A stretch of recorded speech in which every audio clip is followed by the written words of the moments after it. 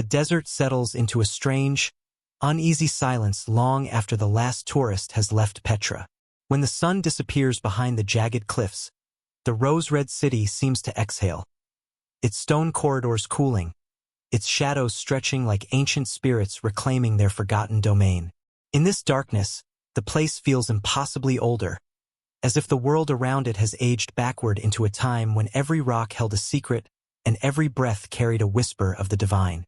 A lone traveler makes their way through the narrow canyon that serves as Petra's dramatic entrance.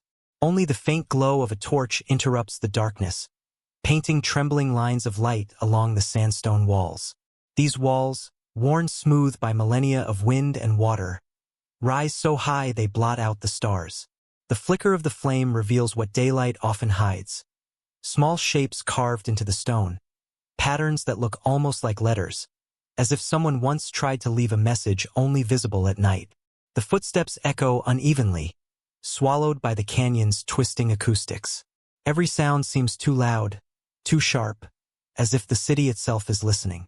The air smells of dust and ancient minerals, but there is something else beneath it, something metallic, like the faint scent of old blood or buried metal long forgotten. In a place carved by people who worshipped gods now lost to time, you cannot help but feel that you walk through the remnants of a world that believed secrets were sacred. The sick opens suddenly into the massive facade of the treasury, Al-Khazna. By day it glows warm and inviting, a marvel of Nabatean architecture. But under torchlight, it becomes a towering monolith of darkness and depth. The columns cast shadows like enormous sentinels. The faces carved into the stone appear watchful, almost alive. A gust of wind carries a fine spray of sand that shivers across the stone, as though something within is trying to speak. Tonight, the wind uncovers something new. A portion of the treasury's lower wall, long buried beneath drifting sands, reveals a strange carving, one that was not documented by any archaeologist, guide, or historian. It is small enough to miss in daylight, but in the dark, illuminated by the wavering orange glow, the lines form themselves into a symbol that should not exist here. A cross, unmistakable and deliberate, but entwined with a series of curved shapes characteristic of ancient Nabatean inscriptions. It is not a simple religious mark left by a passing Christian pilgrim. This is something else, something more purposeful, more coded. The curves intersect the cross in a way that gives it a second meaning, perhaps even a hidden one. It feels like a signature left by someone who did not want to be found, someone who understood the language of symbols far better than the language of words. Whispers of wind swirl around it, carrying grains of sand that trace the lines as if revealing them deliberately. You feel an instinctive chill, not from the desert night, but from the unmistakable sense that this mark was made by someone who wanted it found by those capable of understanding its meaning. There is an old legend among the Bedouins of Wadi Musa, passed down quietly through generations. They speak of foreign warriors who once walked these canyons in the dead of night, guided by a secret that led them far from Jerusalem and into lands no crusader had reason to visit. These strangers, they say, carried small books bound in worn leather, guarded with their lives. Books with teachings different from the sermons preached in churches. Books that spoke of a Jesus whose message did not quite align with the version that later empires embraced. The Bedouins called these travelers the White Cross Men, though European history gives them another name, the Knights Templar. Official historical records state the Templars never ventured this far south, never reached Petra, never carved anything into its walls. But records often tell the version of history that powerful men want remembered. The desert, however, has no loyalty to kings or clergy. It keeps its own memory, silent, patient, and immune to the rewriting of time. The torchlight trembles as the wind grows stronger, funneled through the empty corridors of stone. The flame bends, nearly extinguishing, then flares again, this time illuminating a faint second carving beside the cross mark. A smaller symbol shaped like a chalice. To most, it means nothing, but to anyone familiar with Templar lore, it is unmistakable. The chalice was one of their hidden symbols, used not for worship but for marking locations where sacred knowledge was stored or transferred. A forbidden gospel, a text so dangerous that its existence could eclipse all known narratives of early Christianity. The thought is overwhelming. Could the Templars have come here carrying a manuscript the Church never wanted seen? If so, why? Petra, hidden for centuries after the fall of its Nabatean rulers, would have been the perfect vault for a secret meant to outlast civilizations.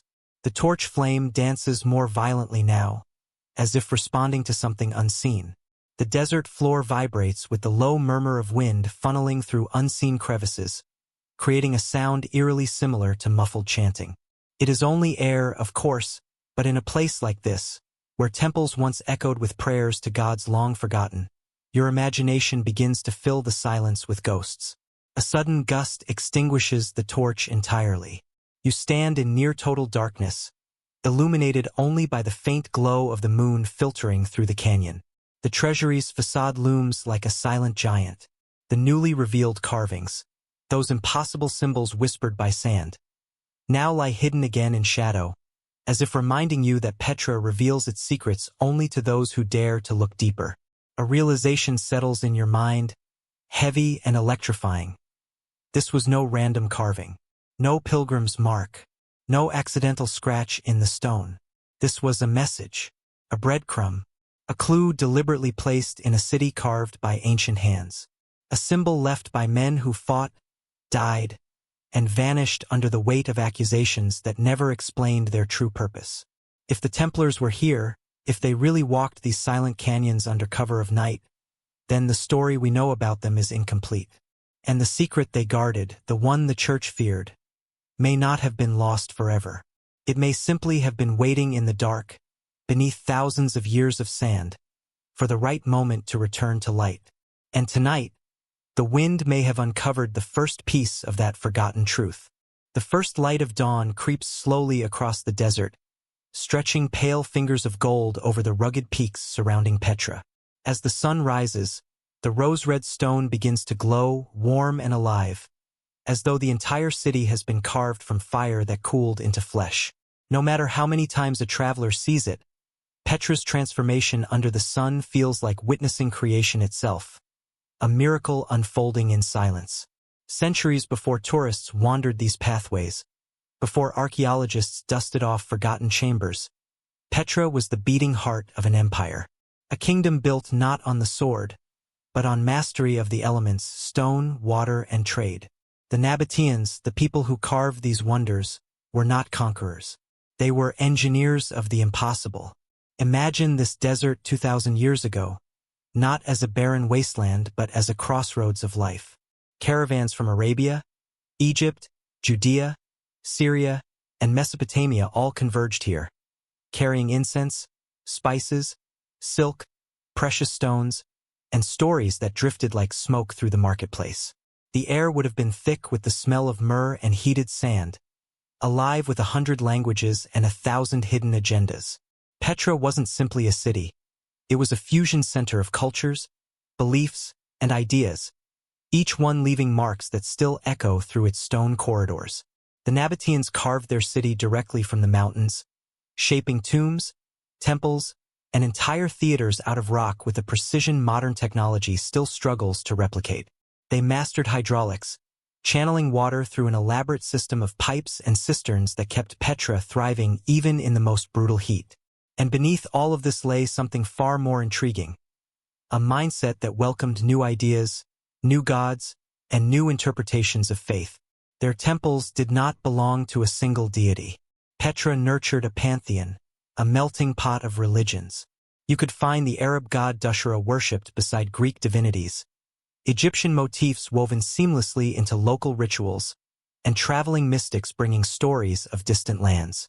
This openness created an environment where spiritual experimentation thrived. It was not unusual for a merchant to adopt parts of one belief system while keeping his ancestral traditions, blending them into something uniquely Nabatean. In a world where faiths often clashed violently, the Nabateans lived at a crossroads of tolerance. Their stone monuments reflect this blend of cultures, their carvings carrying hidden layers of meaning. A single symbol might hold multiple interpretations, one visible to locals, another encoded for foreign travelers passing through. This habit of blending spiritual traditions makes Petra the perfect place for secret sects, mystics, and philosophical wanderers to leave messages hidden in plain sight. As the Roman Empire expanded, Petra's importance grew rather than diminished. Roman governors admired Nabatean engineering too much to destroy it. Instead, they absorbed it. Under Roman influence, Petra's architecture developed even more intricate layers, classical facades mixed with desert ingenuity. But as these empires shifted, so did belief. Early Christianity began whispering its way along the trade routes, carried by merchants, refugees, and wandering preachers. Some came seeking converts. Others sought refuge from persecution. Petra, with its blend of religious tolerance and complex maze of caves and chambers, offered both sanctuary and silence. Archaeologists have found traces of early Christian presence here. Crosses carved discreetly into stone, tiny chapels hidden in what once were water channels, and graffiti in Greek and Aramaic hinting at communities who dared to practice unconventional versions of their faith far from the reach of authorities. These were not mainstream Christians. Their inscriptions contained symbols closer to mystic traditions, possibly Gnostic or linked to sects that emphasized secret teachings said to come directly from Jesus. The idea of hidden knowledge resonated deeply in Petra, a city already built on layers of visible and invisible meanings. This openness to alternative spiritual messages made Petra the perfect host for ideologies that threatened the growing power of centralized religion. What could be said here, whispered in shadow, carved softly into sandstone, might be impossible to speak in the cities controlled by bishops and kings. And though Petra eventually declined after an earthquake and shifting trade routes, that spirit of hidden truth never fully died. The stones kept their secrets. For centuries Petra slept, swallowed by silence and desert winds.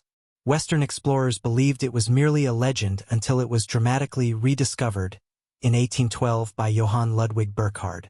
Even then, what he found was a shadow of the once thriving metropolis, its temples empty, its streets eroded. But the carvings remained, the quiet messages of people who once believed they had a truth worth hiding. Some of these carvings did not match Nabatean style, nor did they align perfectly with Roman aesthetics. Instead, they belonged to a later period, symbols borrowed from European esoteric traditions, yet carved in sandstone thousands of miles from the places those traditions originated. Their presence in Petra is one of history's strangest puzzles. Scholars debate their meaning. Are they marks of medieval pilgrims, random scratches, or evidence of something far stranger, of people who came here not to worship but to hide something? This question deepens when considering the Templars, warrior monks who traveled more widely than most people realize. Their documented routes cover the Holy Land, Europe, and parts of Africa. But there are suspicious silences in their records, unexplained absences, and mysterious gaps that historians still struggle to interpret. Rumors hint at secret missions, journeys taken far beyond the boundaries of the Crusader states, ventures undertaken not for battle but for knowledge. If any group in medieval history would understand Petra's value as a sanctuary for forbidden ideas, it was the Templars. They valued architecture, symbolism, encoded knowledge. They admired ancient cultures and sought wisdom that predated Christianity. They were known to reinterpret scriptures, explore apocryphal material, and even protect writings deemed heretical by church authorities. And they had the power, wealth, and mobility to reach remote places. But there is a deeper connection, one whispered by historians on the fringe. Both the Nabateans and the Templars practiced the art of hiding truth in symbols. Both used carvings and geometric patterns to communicate ideas that could not be written openly. Both believed certain knowledge must never fall into the wrong hands. As sunlight fully illuminates Petra's cliffs, turning them into towers of gold and ember, one begins to understand why this place attracts secrets like a desert draws silence. Its walls are canvases, its caves vaults, its grandeur a perfect cover for messages meant to outlast kingdoms. A cross here, a symbol there, a carving half buried in sand. The city speaks through fragments, as if inviting those who seek truth to look deeper. And somewhere between these stones and stories lies a missing chapter, one that may link a desert kingdom, a forgotten religious sect, and a vanished order of warrior monks who left behind more questions than answers. The story shifts now to medieval Europe, a land wrapped in cold mist and tightening fear. It is the early 12th century, and the world is fractured. Kingdoms rise and fall like waves in a stormy sea. Crusading armies march toward the Holy Land, and ordinary people cling to faith as their only anchor.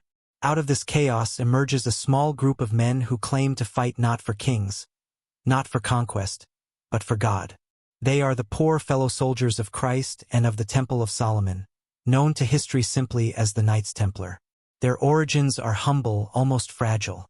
9 knights, bonded by poverty and devotion, pledge themselves to protect pilgrims traveling to Jerusalem. Their quarters are set within the ruins of the Temple Mount, giving them a name that will echo across centuries. But something shifts quickly, too quickly. Within a few decades, this tiny brotherhood becomes one of the most feared and wealthy military orders in the world. They acquire lands, castles, ships, privileges, and most importantly, secrets. Whispers spread through taverns, monasteries, and royal courts alike. The Templars have found something in Jerusalem, something extraordinary, something the Church quietly approves of but never speaks of, as if fearful of what might surface if too many questions are asked.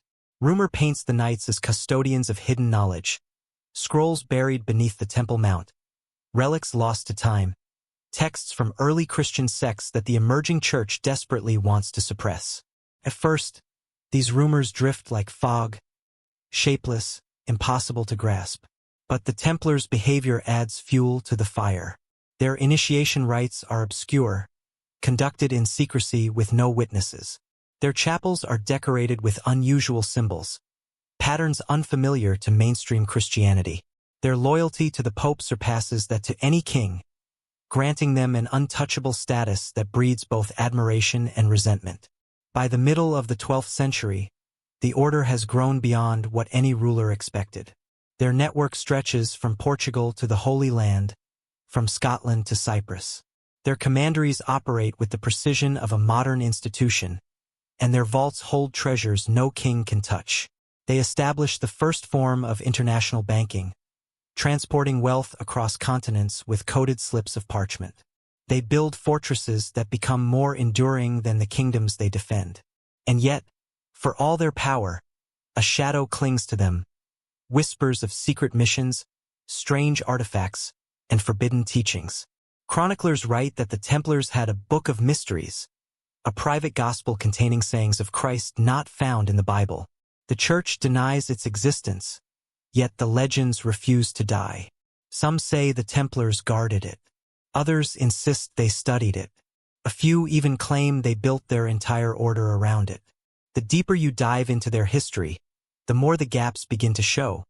Years unaccounted for, expeditions not recorded, detachments dispatched to unknown regions. There are mentions of knights traveling far beyond Jerusalem, venturing into remote deserts where traditional crusader armies would never dare to go.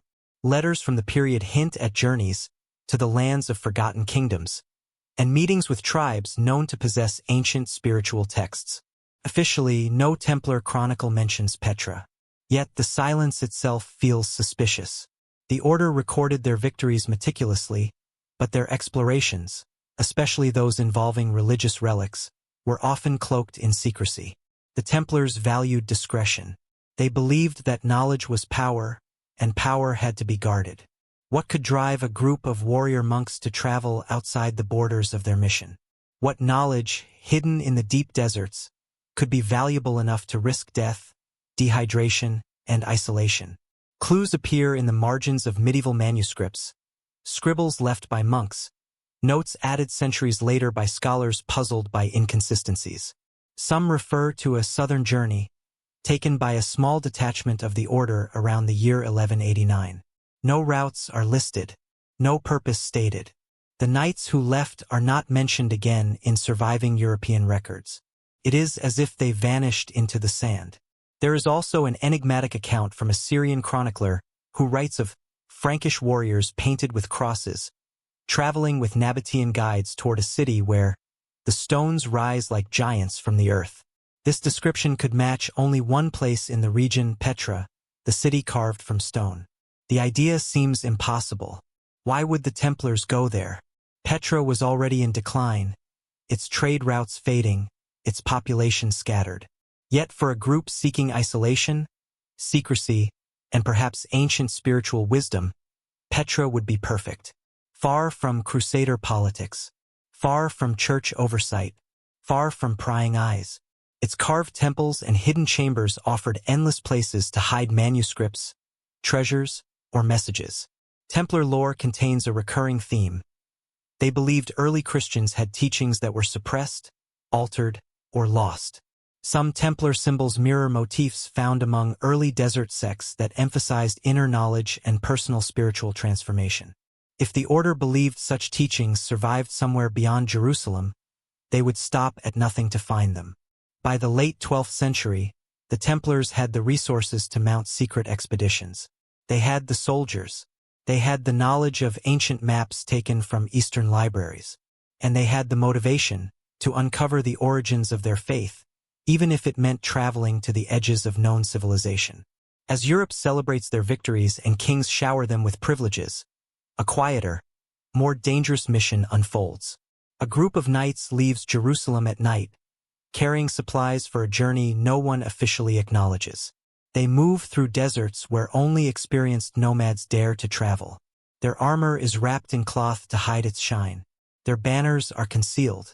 Their horses carry small wooden chests, sealed with wax. These men do not seek glory. They seek a revelation. And somewhere ahead of them, beyond sandstorms and hidden wadis, lies a city whispered about by traders. A city of stone, silence, and secrets.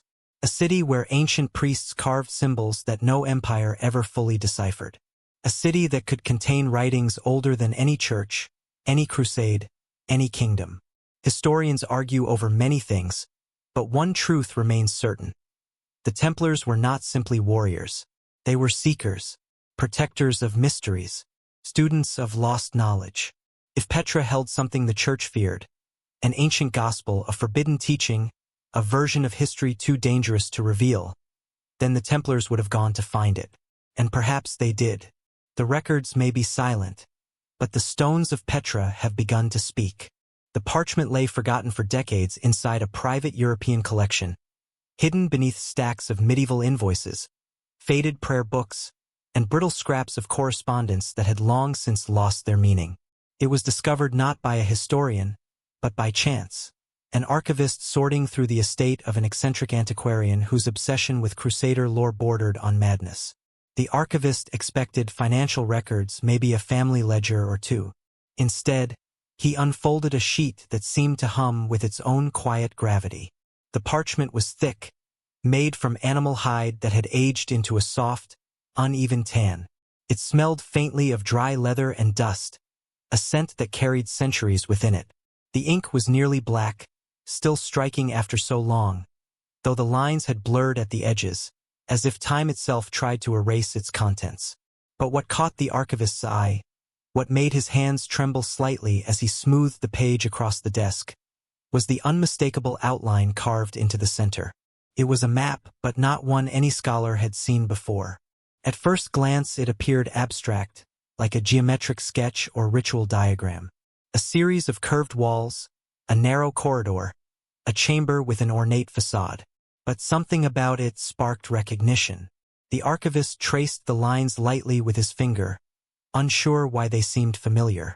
Then the realization hit him all at once, a jolt that left him breathless. This was Petra, the sick, unmistakably represented as a long, snaking passage cutting between towering cliffs. The facade of the treasury, rendered in simplified but deliberate strokes. Even the surrounding cliffs were marked with symbols suggesting elevation. The drawing was old, far older than any European map of Petra should be. Medieval cartography had produced many wonders, but no European explorer had documented Petra until the 19th century. For a 12th or 13th century parchment to hold such a map was impossible. It should not exist. And yet, here it was. Beside the map, faint but legible, were several lines of script written in a hand that was steeped in discipline, tight, angular strokes characteristic of medieval Latin scribes. But the words did not describe trade routes or political boundaries. Instead, The text spoke cryptically of a sanctuary of the ancients and a vault beneath the mountain of light. One line, smudged beyond easy translation, mentioned guardians of the sign. A phrase elusive enough to be poetic, unsettling enough to spark endless speculation. More troubling were the symbols scattered around the edges of the map, geometric shapes intertwined with crosses, half-hidden letters, and what appeared to be a chalice formed from interlocking triangles. These markings matched ones found in Templar manuscripts, particularly those used to encode sensitive information. They were not decorative. They were intentional. They were instructions, warnings, or perhaps both. When the archivist contacted historians, the parchment quickly became the center of a quiet storm. Experts gathered, arguing late into the night. Some believed it to be a clever forgery. Others insisted it was real, too well executed, too consistent with medieval materials and ink composition to be faked. Radiocarbon dating placed the parchment firmly within the 12th or early 13th century, and the style of the script matched that of documented Templar scribes. But how could a map of Petra exist centuries before Europeans even knew of the city? The more they studied it, the stranger the questions became. Why would a Templar scribe draw Petra at all? What purpose would it serve? And why hide it in such coded language? One historian pointed out an odd detail. The map did not show the entire city. Only the entry through the sick and a few chambers surrounding the treasury. It was not a traveler's guide. It was a target, place to reach, place to enter, a place with something worth finding. The parchment underwent further scrutiny. Under infrared light, faint markings previously invisible began to emerge. Someone, likely centuries ago, had drawn additional lines, then scratched them out. These erased marks suggested a deeper chamber behind the treasury, a hidden cavity or passage. Archaeologists had long debated whether such spaces existed, but so far no official excavation had revealed anything significant. Yet here was a medieval map implying that someone knew more than modern science had uncovered. What startled researchers even more was a short note on the lower corner of the parchment, written in a different ink and handwriting from the map's creator. It appeared to be a later addition, perhaps a reaction from someone reading the document. The note, in shaky Latin, read, "Not all must be revealed. The brothers who followed the sign did not return." The room fell silent when it was translated. Theories exploded. Had a group of knights actually traveled to Petra? Did they die there? Did they discover something the order wanted to conceal? So what? One scholar suggested the map might be part of a larger codex, a manual or record of Templar explorations. Another argued that the symbols indicated a relic of profound significance, something the Templars believed could rewrite religious history. A third proposed the unthinkable, that the map marked the location where the Templars hid a forbidden text, a gospel. The idea was met with skepticism and fascination. The Templars had long been associated with the idea of guarding secret scriptures. Apocryphal writings about Jesus existed even in the early church, texts that bishops condemned as heretical. What if the Templars uncovered one of these in Jerusalem? What if they believed Petra, remote and sacred, was the ideal place to hide it? As the debate grew, one detail kept resurfacing. The map showed a symbol near the treasury that resembled a cross fused with a Nabatean glyph. It matched the same carving recently found in Petra, the one uncovered by shifting sands and flickering torchlight. Two clues, separated by nearly 1,000 years, now pointed to the same location. Historians stared at the connection, unable to dismiss it. If the parchment was genuine, and all evidence seemed to say it was, then there was only one explanation. The Templars had been to Petra, not by accident, not by coincidence, but by intention. And whatever they sought there had been important enough to draw warriors across desolate lands, important enough to hide beneath coded maps and secret symbols, and dangerous enough that the men who went may never have returned. The parchment was not just a map. It was a key, and the desert, patient and ancient, had guarded its lock for centuries. The desert evening descended with a slow, deliberate hush, as if the world were preparing itself for something it could not name. The wind that had once howled between Petra's sandstone cliffs softened into a low murmur that brushed along the canyon walls like the fading breath of a story too old to remember its beginning. The shifting sands outside the ancient facade had settled into small ripples, calm yet expectant, as though waiting for footsteps that had not touched them in centuries. A cool twilight glow washed over the treasury's red stone pillars, turning the carved surface into an otherworldly canvas of lavender, rose, and amber, every color deepening as the sun dipped behind the jagged horizon. The group stood before the entrance in absolute stillness, each member caught in the strange tension of awe and dread. The newly revealed chamber behind the facade, uncovered by the collapse of sand earlier that day, was little more than a dark opening in the stone, easily overlooked by anyone unfamiliar with what had once filled that space. But to them it seemed vast, heavy with memory.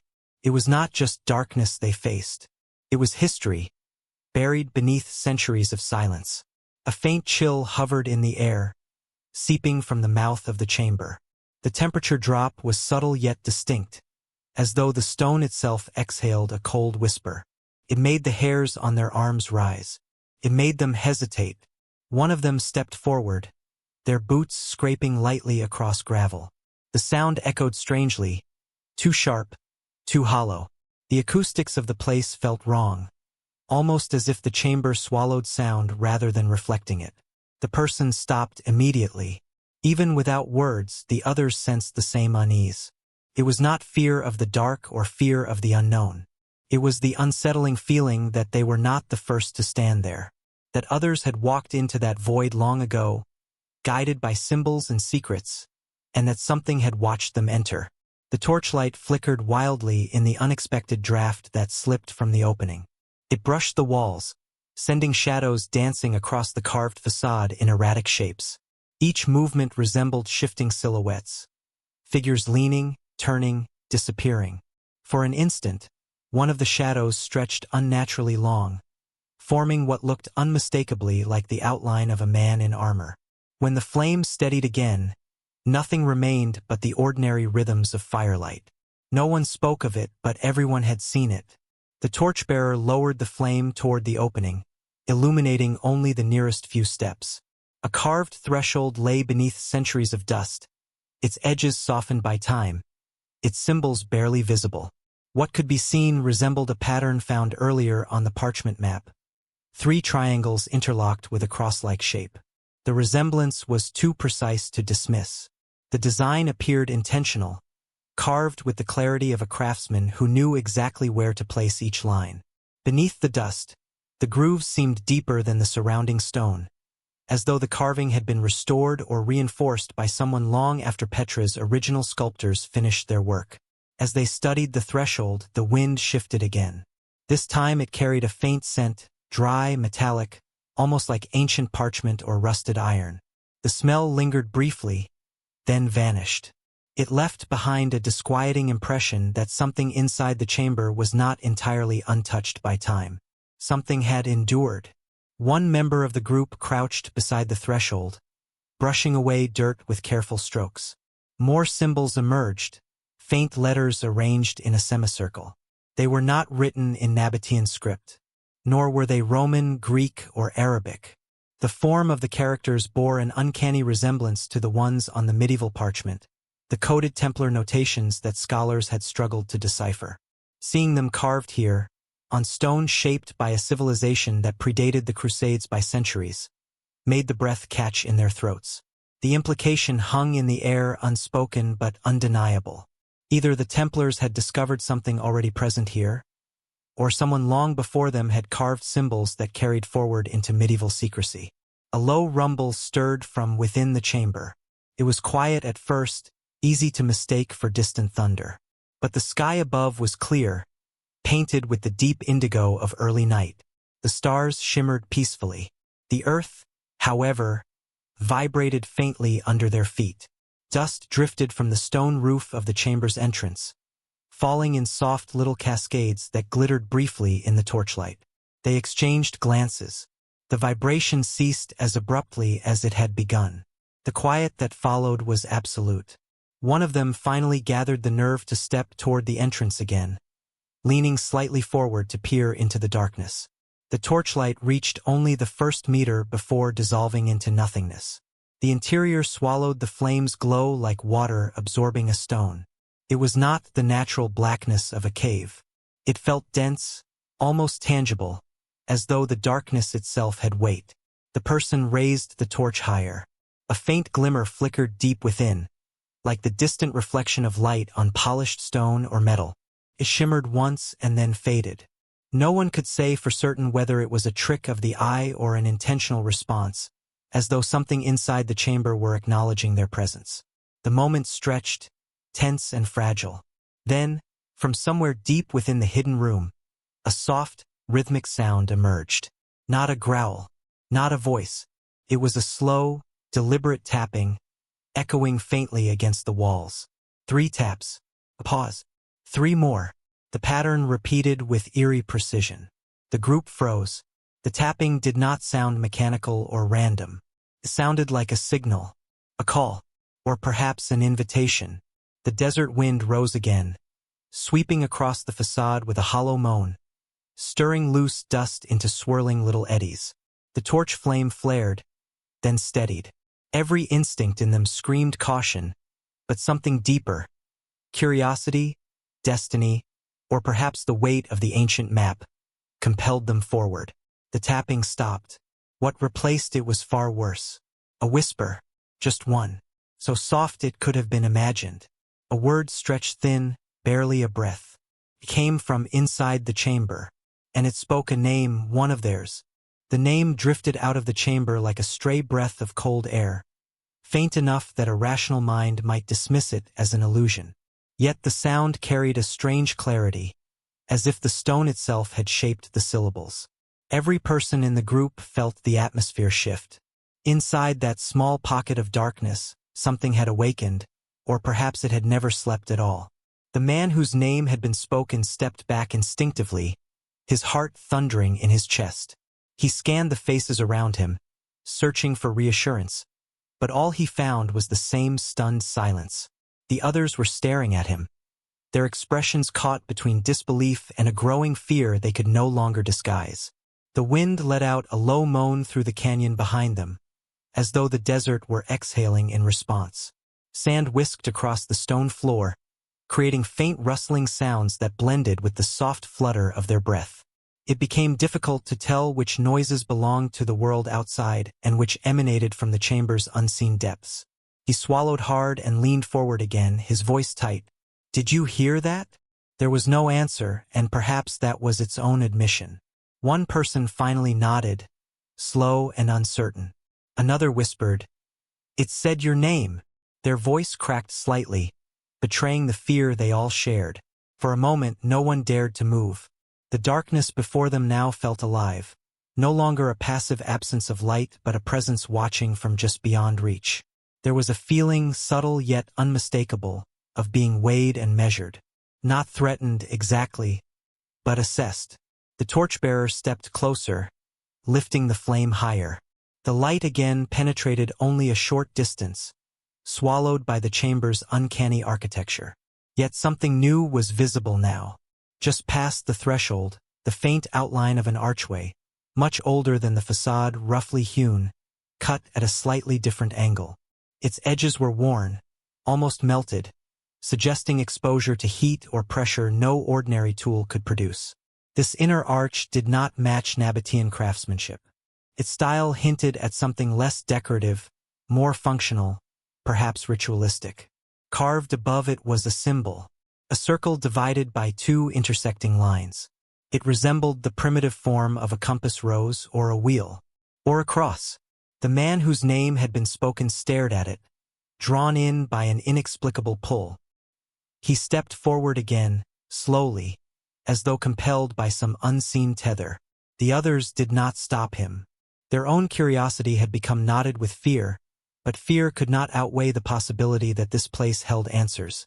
Answers tied to the parchment, to the lost chamber, to the strange convergence of symbols that defied historical explanation. When he reached the threshold, the temperature dropped sharply. The air inside the arch felt several degrees colder than the evening outside. The chill wasn't like natural cave air.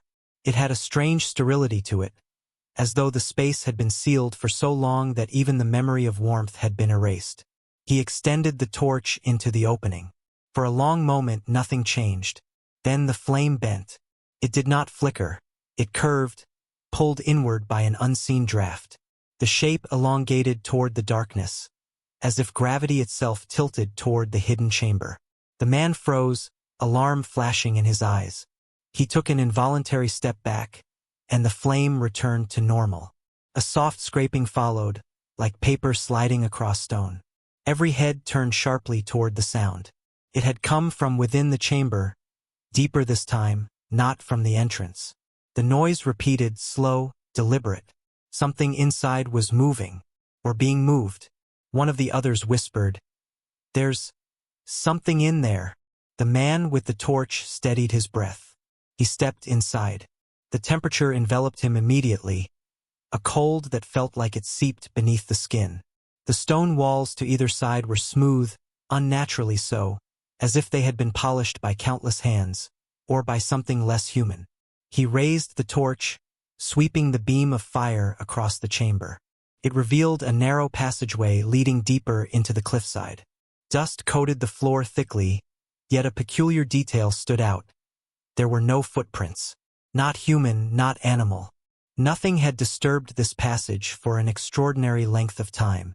Whatever had produced the sounds and whispers left no trace. The others followed reluctantly, each step cautious, each breath controlled. As they crossed the threshold, something behind them shifted. The wind outside faded, replaced by a dense, muffled quiet. It felt as though they had stepped into a sealed pocket of time. Halfway down the passage, the tapping returned. Softer now, almost curious. 3 taps. A pause. 3 more. The sound echoed down the corridor like a heartbeat in stone. The man in front paused, his torch trembling slightly. The flame responded by stretching again toward the deeper dark, thin and distorted. The tapping stopped. The whisper returned.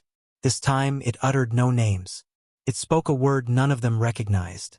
A foreign syllable, ancient and resonant, as if it were part of a language older than scripture. The sound rippled across the walls, vibrating faintly in their bones. It carried the weight of a command or an invitation. They could not tell which. The man in front lifted the torch higher. Something on the wall glimmered faintly. Carving. It depicted a hooded figure standing between 2 pillars. The figure held an object, round, radiating lines like beams of light. Around the figure, smaller shapes knelt, as if in reverence or submission. Beneath the carving was another unfamiliar word, etched so deeply it seemed to have been carved with more force than the surrounding images. The group stared at it in silence, each trying to piece together meaning. The representation was unlike Nabatean religious imagery. It bore resemblance to early Christian iconography, but distorted, altered, as though belonging to a sect long extinct or deliberately erased. The object in the figure's hands resembled the disc from the parchment map, the very symbol that had led them here. A thought rose unbidden among them. Had the Templars seen this carving? Had they been the ones who copied it, or had they discovered its meaning and tried to conceal it? As that possibility grew louder in the mind of the man with the torch, the flame flared suddenly, its light brightening the entire corridor. A shadow moved behind them, slow, deliberate, unmistakable. They turned as one, hearts hammering, breath freezing. But the passage behind them was empty. The corridor behind them stretched back toward the entrance, the darkness complete, unbroken, deceptively still. Yet each of them had seen it. An unmistakable movement, subtle but intentional, like the drifting of a figure stepping into view only long enough to confirm its presence. They listened intensely, breath held, waiting for a sound, a breath, a whisper, anything. But the silence was absolute, weighted, a silence that felt too heavy to be natural. A pulse of fear rippled through the group. Instinct urged them to turn around and leave, to flee back into the open air where the night sky offered at least the illusion of safety. But something else held them in place. A current of curiosity, stronger than fear, threaded between them. They had come too far.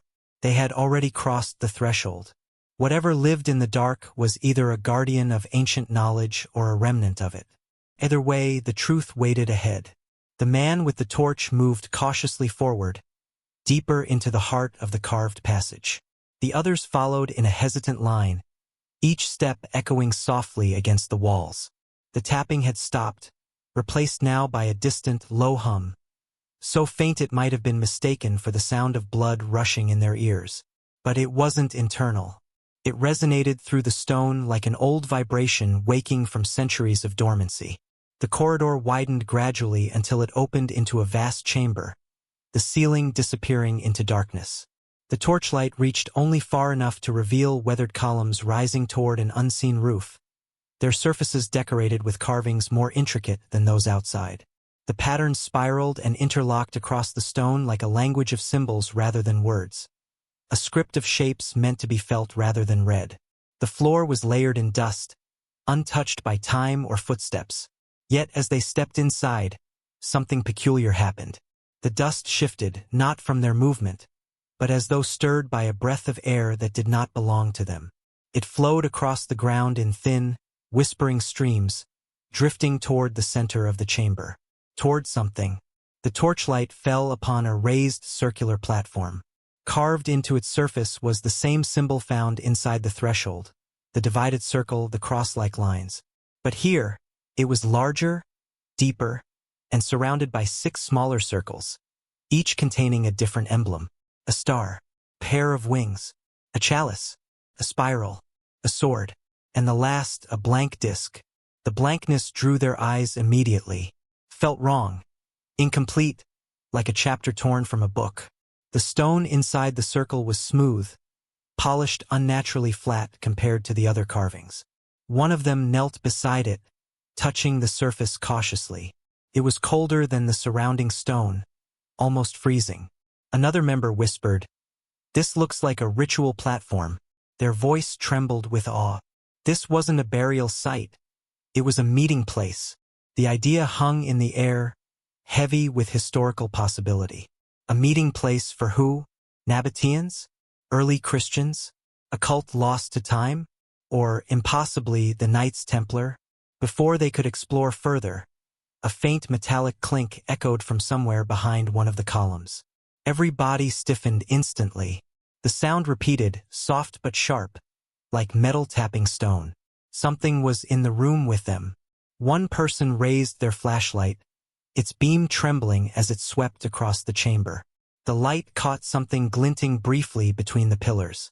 Not eyes, not an animal. Something reflective, low to the ground, then gone. The tapping grew louder. 3 deliberate strikes, evenly spaced. It was the same pattern as before. This time, however, it came from multiple directions, left, right, behind, as if the chamber itself were answering. As if the carvings, the columns, the stones, all of it had memory. The man with the torch backed slowly toward the central platform. The flame wavered violently now, pulled by unseen currents of air as though the chamber inhaled and exhaled around them.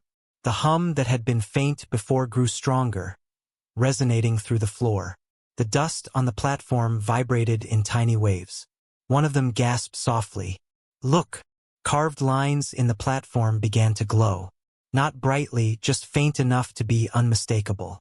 The divided circle pulsed with a ghostly pale light, like embers reawakening after centuries of slumber.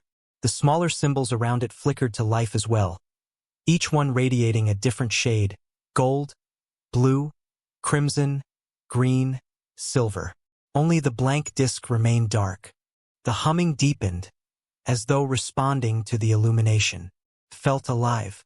Not mechanical. Nothing about Petra's ancient construction suggested gears or machinery. This was something older, something that defied simple categorization. The group stepped back instinctively, forming a loose circle around the platform. No one dared step onto it. The light pulsed again, brighter this time, and the hum shifted into a rhythm, a cadence.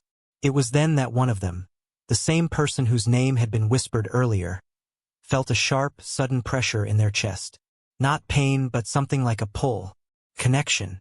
They stared at the platform, their breath catching. The blank disc was glowing now.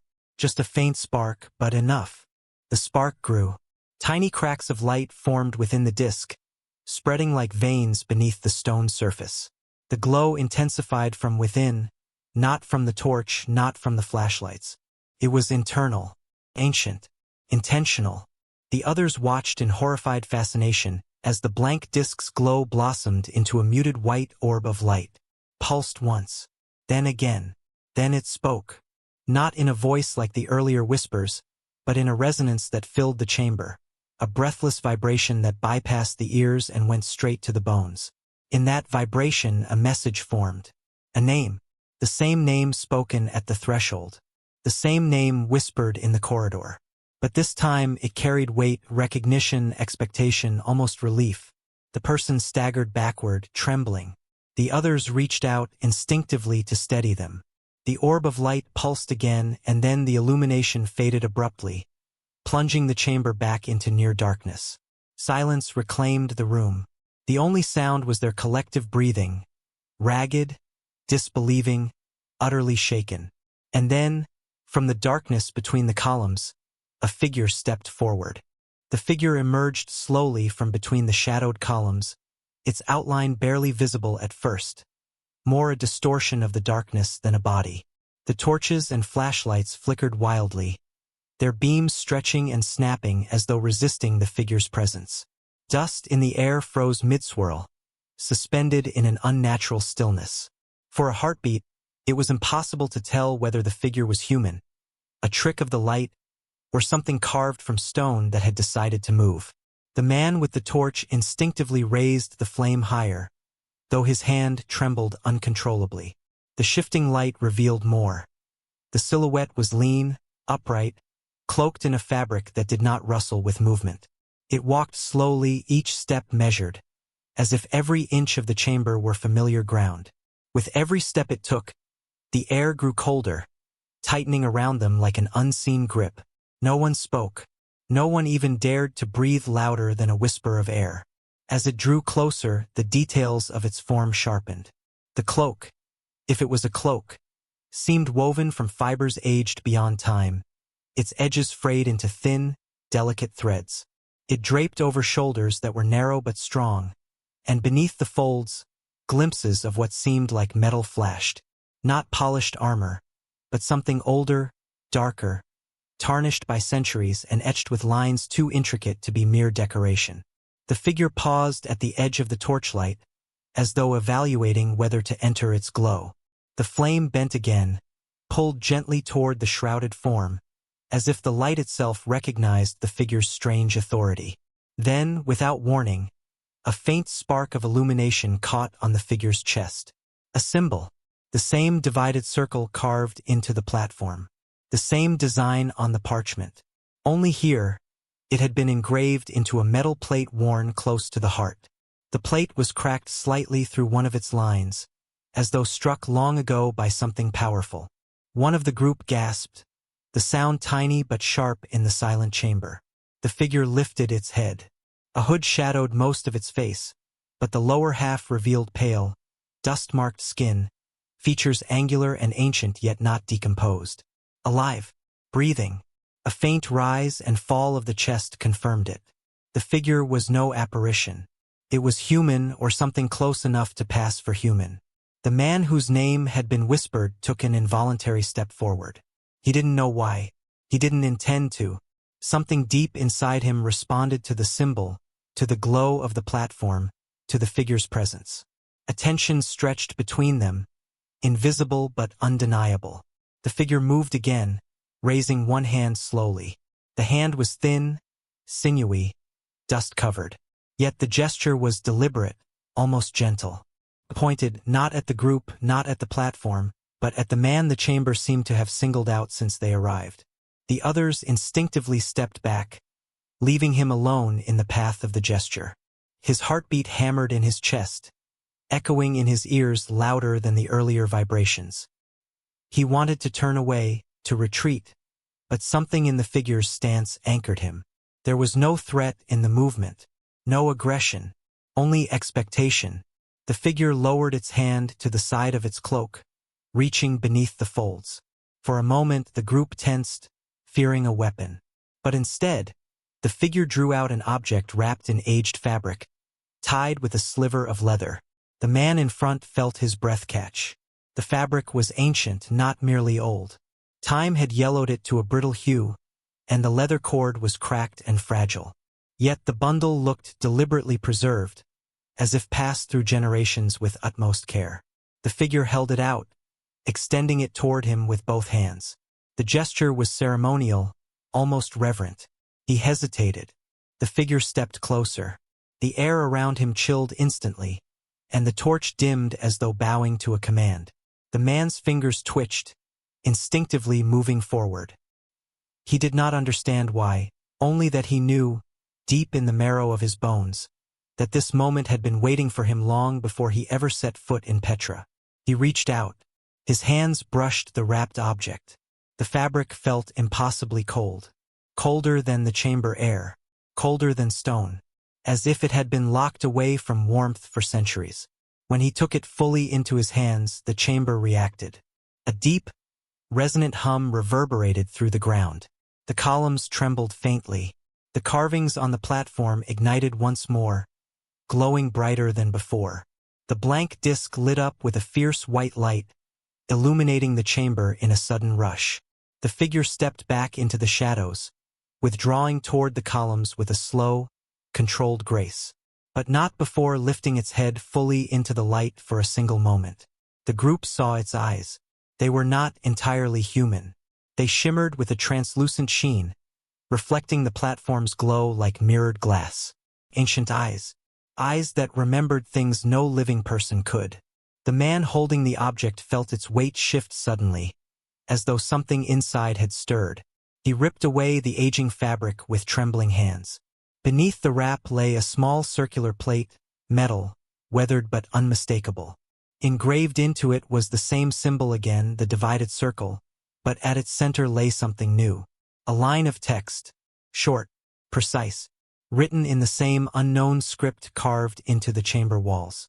He ran his fingers over it, heart pounding. The metal plate vibrated faintly at his touch, responding as though recognizing him. A low whisper echoed through the chamber. Not from the figure, not from the platform, but from the stone walls themselves. The whisper repeated the ancient word drawn on the plate. The moment he heard it, he felt something unlock in his mind. Not memory, but recognition. As if the word had been waiting within him all along, hidden beneath layers he never knew existed. The platform glowed brighter. The symbol on the metal plate pulsed once. And the figure, now half swallowed by shadow, spoke for the first time. Its voice low, cracked by age, yet filled with an unmistakable authority. It spoke a single sentence. Not in English, not in Arabic or Latin, but he understood it perfectly. You have returned. The words hung in the chamber like a drifting echo, soft yet immense, carrying a weight that settled into the air with almost physical force. You have returned. They repeated silently in the minds of the group, each person feeling something tighten in their chest. An instinctive recognition mixed with dread. The man holding the metal plate felt it strongest, as though the sentence had been spoken directly into his bones.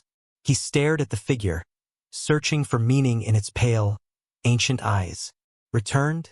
The word twisted inside him like a key turning in a lock he did not know existed. He opened his mouth to speak, to demand an explanation, but his voice failed him. The chamber hummed again, low and resonant, as if urging silence.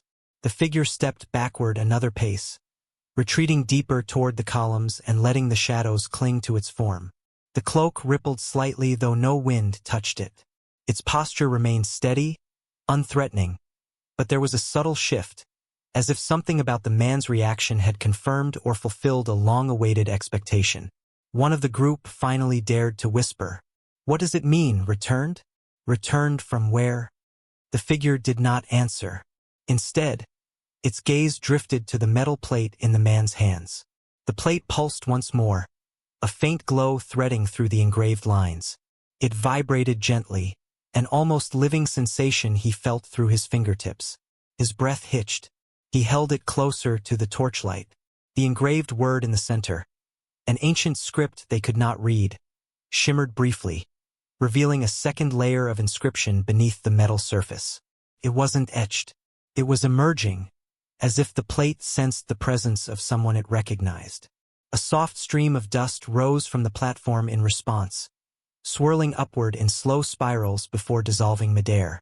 The glowing lines around the central disk flared, illuminating the chamber with a muted but ethereal light. Shadows fled to the far corners. The man swallowed hard. "Why me?" he whispered, his voice trembling. The question wasn't directed at the figure alone. It was meant for the chamber, for the plate, for the symbols that kept pulling him in. Before anyone could respond, the ground beneath them trembled.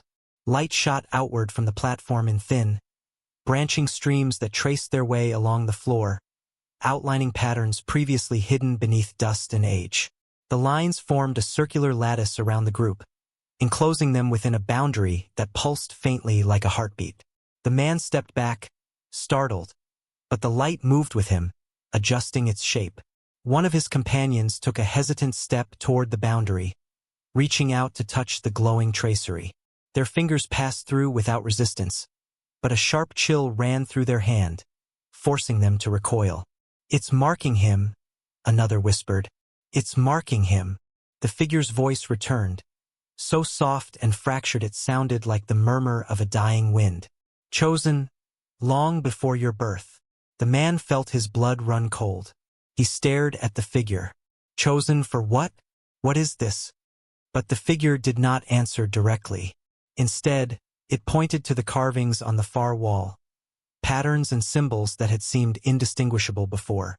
Now, under the illumination of the platform, they shimmered faintly, revealing depth and geometry hidden beneath the surface. He approached them slowly. The others followed at a distance, reluctant to break the fragile boundary of light forming around him. The carvings depicted scenes, stories, maybe, a procession of figures bearing the divided circle symbol, a gathering around a radiant disk, a journey across desert landscapes recognizable even after centuries. And finally, a scene that froze them all in place. A group of hooded individuals placing the metal plate, this plate, onto a pedestal beneath Petra's great facade. One detail in the carving chilled them more than the rest. Among the hooded figures stood one carved differently, taller, clearer, with the divided circle emblazoned on the chest. The face was not detailed, but the outline was unmistakably similar to the man holding the plate. He staggered backward. "No, that isn't possible." The figure behind them stepped closer, the soft scrape of its foot echoing like thunder in the quiet chamber. "This place remembers. The stone remembers. You were here." The man's hands shook violently now. He felt dizzy, as if the chamber's air had suddenly thinned. "I was never here. I've never been to Petra before this expedition. The hum grew louder, drowning out his words. The light from the platform reached toward him, forming thin threads that wrapped upward around his legs, his arms, as if testing the shape of him. They didn't bind. They simply traced him, merging with the faint glow of the plate in his hands. Memories, foreign, fragmented, impossible, flashed across his mind. Not images he recognized, but sensations, standing where he stood now but in different clothing. A torch in one hand, a small disc in the other. A voice calling his name, another name, echoing in prayer-like tones. A warning whispered urgently. A door sealing behind him. He dropped the plate. It hit the stone floor with a metallic clang, bouncing once before settling with a ringing resonance that echoed long after the impact. The glowing light pulled inward sharply, retreating to the platform. The figure turned its head slightly, acknowledging the reaction with something that might have been sadness or relief. One of his companions rushed to him, gripping his shoulders. "Hey, look at me. You okay? What did you see?" He couldn't answer.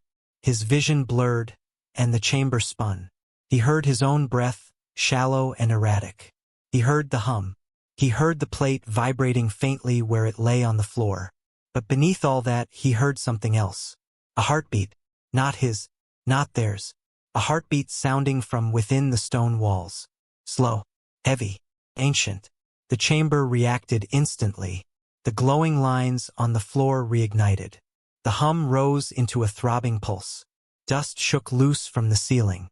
The figure stepped forward again, voice rising above the tremor. "The time is waking." The man stared at it, struggling to breathe. "What time? What does this have to do with me?" The figure lifted a pale, trembling hand and pointed toward the far end of the chamber, where a massive stone door, previously shrouded in darkness, began to reveal itself under the growing light. Symbols glowed across its surface, forming a perfect circle. A seal.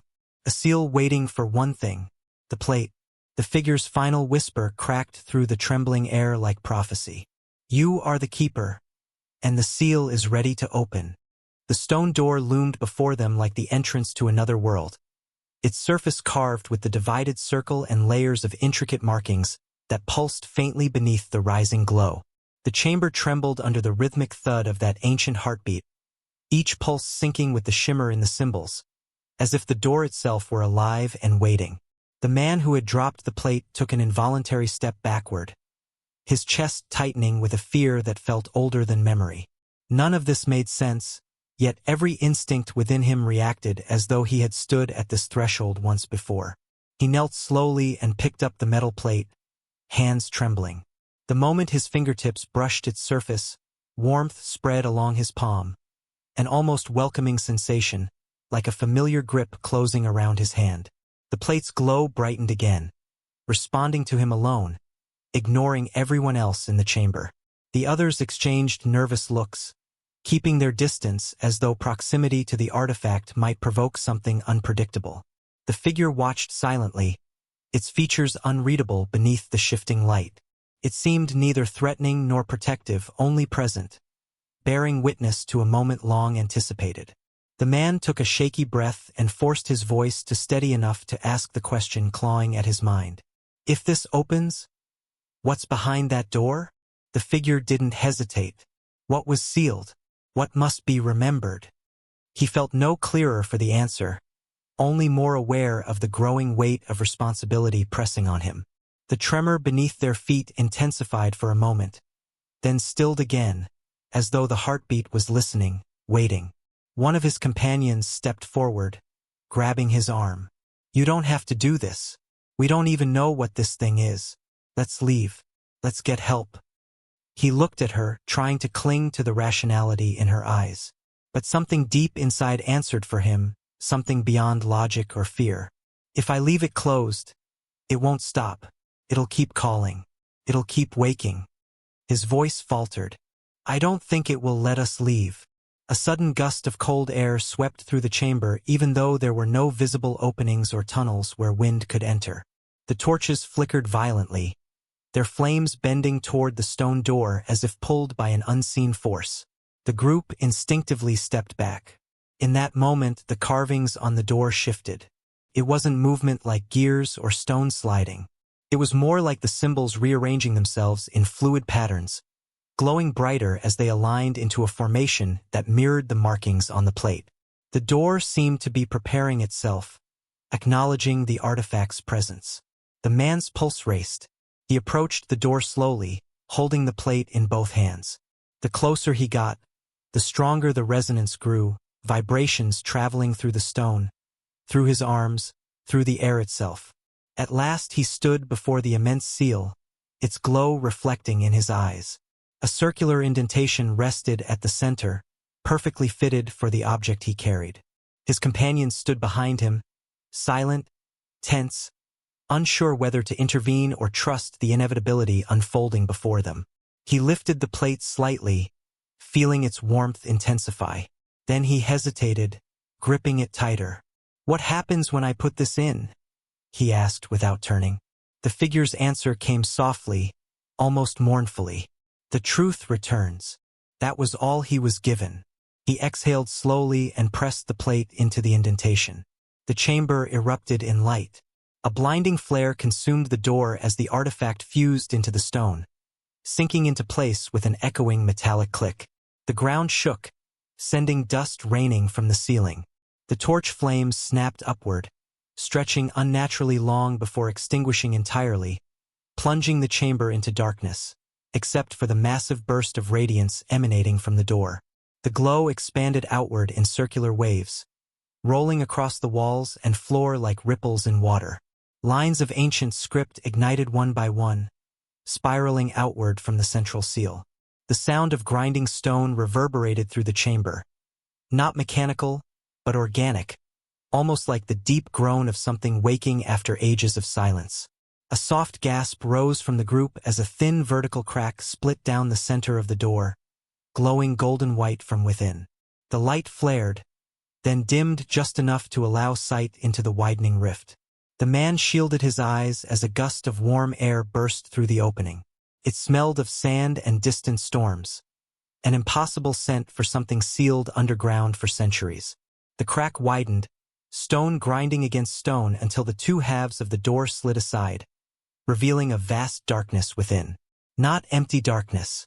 A chamber stretched beyond, larger than the one they stood in, its ceiling disappearing into shadows. At its center stood a massive structure resembling an altar, shaped like a circular platform but carved with symbols that matched the artifact. Suspended above it, floating without any visible support, was a second disc, larger, glowing faintly, turning slowly in place like a celestial body caught in eternal orbit. The heartbeat grew louder, echoing from the immense inner chamber. It no longer sounded buried. It sounded alive here, present. One of the companions whispered, voice trembling. What is this place?" The figure finally stepped forward, passing the group and approaching the threshold of the newly revealed chamber. Its cloak brushed softly against the stone as it moved. It paused just before the entrance and turned slightly toward the man holding the empty space where the plate had been. "This is the first memory," it said, "and the last promise." The man swallowed hard. "What does that mean?" The figure lifted its face toward the floating disc beyond the door. "Long ago there were guardians, keepers who bore the divided circle. They held knowledge lost to time, knowledge too dangerous to remain unbound. So they sealed it here behind this door." He felt a cold rush of dread. "What kind of knowledge?" The figure lowered its eyes. "Knowledge that shaped worlds. Knowledge that ended them." The heartbeat pounded once, heavy and deliberate, as though punctuating the claim. The man felt his breath freeze. "And why me? Why am I?" The figure cut him off gently. "Because you carry their echo.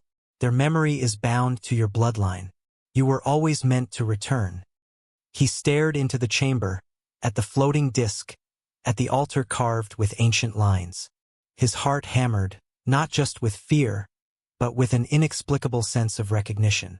He felt himself drawn to the threshold. He stepped forward once. The chamber lights brightened, as if welcoming him. His companions called out for him to stop, but their voices felt distant, muffled. The figure moved aside, allowing him passage, watching with calm acceptance. He crossed the threshold into the inner chamber. The heartbeat matched his step. The disc above the altar rotated faster, and the moment he stepped into the center of the room, the floating disc descended slightly, aligning itself with him as though anticipating the next move. Something vast and ancient awaited him, waiting to be awakened, waiting for him. The air within the inner chamber was thick with ancient dust, heavy and tinged with the unmistakable scent of time forgotten. It was not the kind of smell that one could place immediately. It wasn't decay or rot, but something older, more profound, as though the room itself had been sealed for so long that the air had become an artifact, suspended in a moment long past. The floating disc above him was now eerily still, no longer spinning but suspended in midair with an almost unnatural precision. Its surface was smooth and glowing faintly with an iridescent light, as if it were not made of any earthly substance but something from another dimension entirely. The symbols engraved into the edges of the disc were faintly familiar, similar to those on the metal plate, but more intricate, more complete. It was as though the plate had been a fragment, and now this disc represented the full picture. He couldn't explain why, but every fiber of his being urged him to step closer. The pull was magnetic, strong, undeniable, and each step he took toward the altar felt like the unraveling of some great secret that had been stitched into the fabric of his own existence. His companions, standing in the doorway of the chamber, hesitated, unsure whether to follow or stay behind. They had never seen him like this. His face set in an expression of determination, almost as if he were no longer the same person who had entered Petra mere days ago. But they had no choice but to follow him, their feet unwillingly moving toward the altar, toward the disc, toward whatever it was that had drawn him here. At the center of the room, the altar beckoned. It was a simple, circular stone structure, engraved with the same labyrinthine patterns as the rest of the chamber. Yet there was something more about it, a presence and energy that radiated from the stone itself. It was not cold, as one might expect of an ancient artifact, but warm to the touch, as though it too were alive. The man reached out tentatively, his hand hovering over the altar. It was a moment suspended in time. He could feel the weight of history pressing down on him, the awareness that he was about to make a choice that could alter everything. His heart beat louder in his ears, and a sudden dizziness swept over him. The chamber seemed to shift in his vision, the walls twisting, the shadows growing longer, stretching toward him like tendrils of something reaching out from the past. Without warning, the ground beneath his feet trembled once more, and the disc above him responded, pulsing with a low hum. The air seemed to crackle with energy as the symbols etched into the altar began to glow with the same ethereal light. It was no longer just the plate, no longer just the door, but the entire chamber seemed to come alive, as though it had been waiting for him to awaken it. The heartbeat grew louder again, but now it was no longer just a sound. It was a feeling, a vibration that seemed to resonate deep within his chest, as though it were a pulse shared by him and the room itself. The moment his fingers made contact with the surface of the altar, everything stopped. The room fell into a stillness so complete that it seemed to press against his ears, like the world itself had held its breath. And then, as if the altar had been waiting for this very moment, the disc descended slowly, inch by inch, until it hovered just above the altar. The light surrounding it intensified, illuminating the chamber with a brilliance that left them all blinking in its intensity. The walls, the carvings, the symbols, all of it became a blazing tapestry of ancient knowledge, as if the room had opened its mouth to speak after centuries of silence. A voice, low, reverberating, spoke from the walls themselves. It was not a voice in the traditional sense, not something audible but something deep inside him, inside each of them, as if it resonated through the very fabric of their thoughts. The voice was ancient, ageless, but there was a clarity to it that he could understand despite its foreign cadence. "You have awoken the vessel. The keeper returns." The words seemed to fill the room, vibrating the stone itself, sending shivers down his spine. He glanced toward his companions, but their expressions were locked in stunned silence, their faces pale, their eyes wide with disbelief. None of them had heard the words, yet they felt it. The message had been sent to all of them, transmitted through the vibrations, through the air itself. He opened his mouth to speak, but the voice continued, growing louder, more insistent. "The circle completes. The door is open, but the truth lies not in the opening, but in the crossing." The man felt the weight of those words settle over him like a heavy cloak. The voice was no longer just speaking to him, but through him, as though the truth it spoke had been locked away in his very soul. He could feel the blood in his veins run colder, the air grow heavier around him. He stepped back instinctively, as if something deep inside him was warning him to retreat. But the pull of the disc, of the altar, of whatever had awakened, was overwhelming. His heart hammered, not with fear, but with a strange sense of inevitability, like a force that had been set in motion long before his birth. The altar beneath him rumbled softly, and the disc, now hovering mere inches from the stone, began to spin slowly. The symbols on its surface, once dormant, came to life, shifting and rearranging themselves before his eyes, forming intricate patterns that seemed to resonate with an energy he couldn't comprehend. The light from the disc stretched toward the walls, bathing the carvings in an ethereal glow, illuminating ancient text that had been hidden from view for centuries. Then the voice spoke again, its tone lower now, almost intimate. You are the heir, the one who has crossed the threshold. You are the keeper of what has been forgotten. The man's legs trembled, and he staggered back, clutching at the altar for support. The words burned through him, through his thoughts, like a brand searing his mind. He could no longer distinguish where his thoughts ended and the voice began. It was all one, all part of a singular truth that had been locked away for too long. You must choose, the voice intoned. The path is open before you, but the price of knowledge is steep. Will you see what has been hidden? Will you bear the weight of the truth? The man could feel it, the weight of what lay before him, not just in the chamber, but in the very world itself. The knowledge contained within the walls, within the disk, was not merely historical, it was cosmic. It held the power to shift the axis of history, to reveal secrets that could shatter empires, could tear apart the foundations of everything they thought they knew.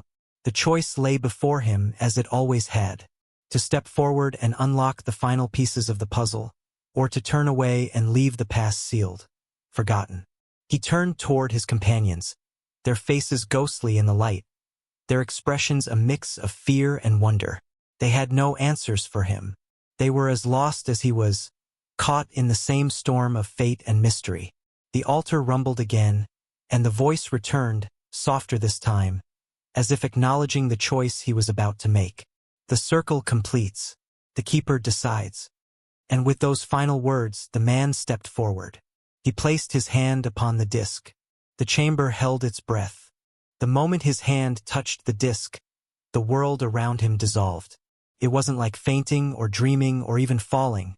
There was no transition, no sense of movement, no slipping from one state to another. Instead, reality seemed to fold inward, as if the chamber, the altar, the walls, the torches, and even his companions were pulled abruptly out of existence. He felt suspended in a place without up or down, without distance or direction. A vast, endless darkness stretched around him, silent and profound, but not empty. It felt inhabited, as though unseen eyes waited somewhere beyond his perception. A faint light flickered before him, a trembling spark that grew steadily brighter until it blossomed into a swirling constellation of shapes and symbols. They spiraled outward, forming patterns that reminded him distantly of the carvings in Petra, only far more complex, ancient, and alive. The symbols moved as if they possessed their own consciousness, shifting and undulating like celestial currents in a sea of stars. A warm wind swept through the void, though there was nothing to create wind. It brushed past him, carrying with it a scent that stirred something buried deep within his memory. Something familiar, something impossible.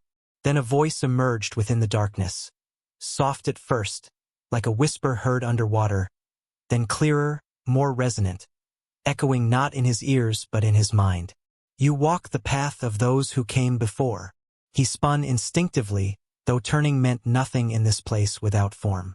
A figure formed out of the light, not solid but shaped like a human, tall and draped in fabrics that flowed like liquid starlight. Its eyes were radiant orbs of shifting color. He felt no fear, only awe. "Where am I?" he asked, the words sounding faint even to himself. "This is the memory of the first keepers," the figure replied. "The place where truth was sealed when the world was not yet ready to bear it."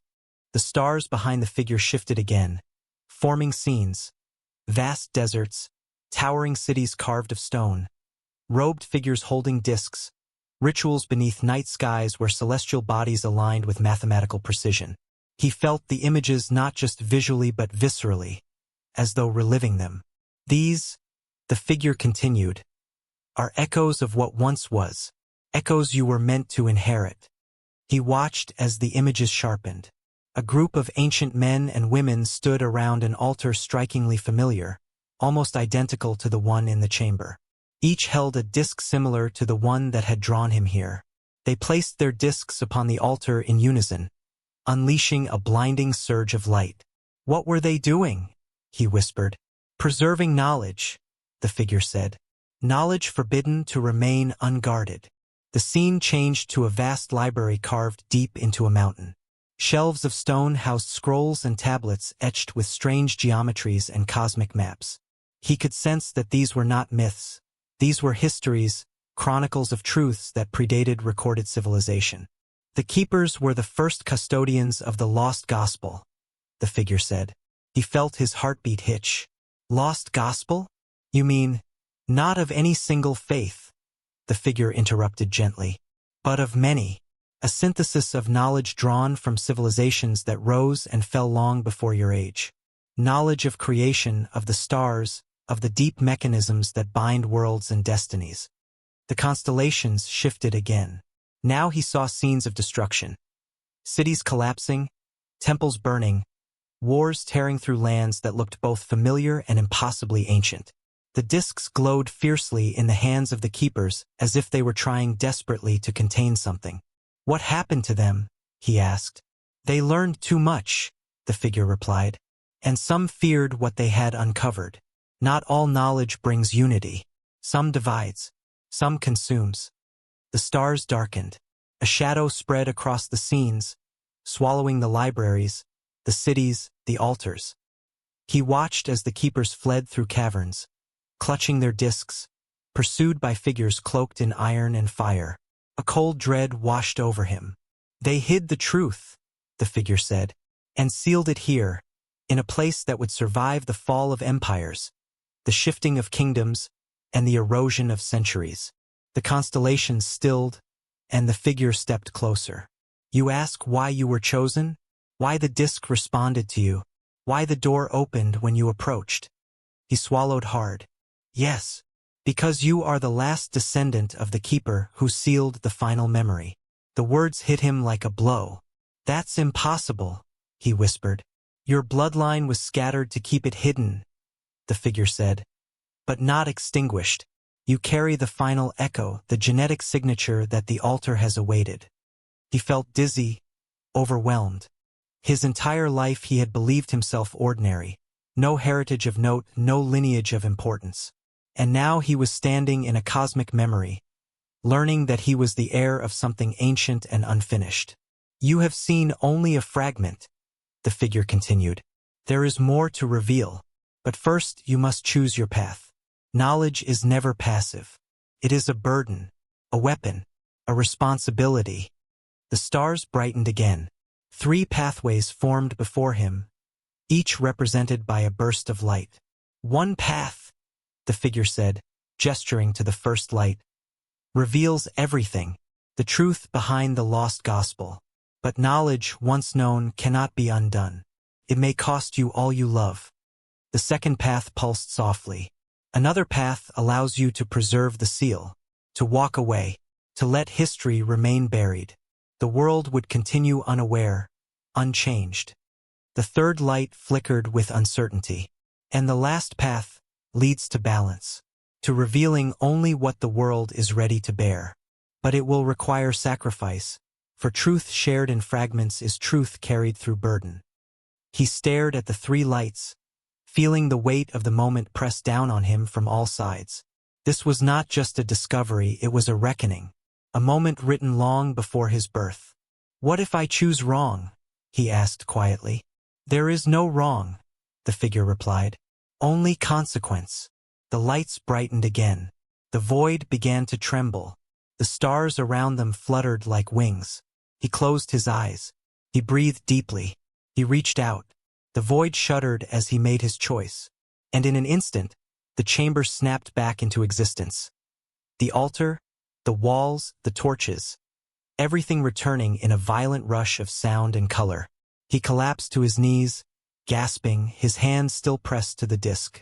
His companions rushed to him, shouting his name, but he did not hear their voices, because the disc was glowing brighter than ever, because the chamber had changed, because the truth he had chosen had already begun to reshape the world around him. The chamber pulsed with a new rhythm, different from the steady heartbeat that had awakened it earlier. This was sharper, faster, almost anxious.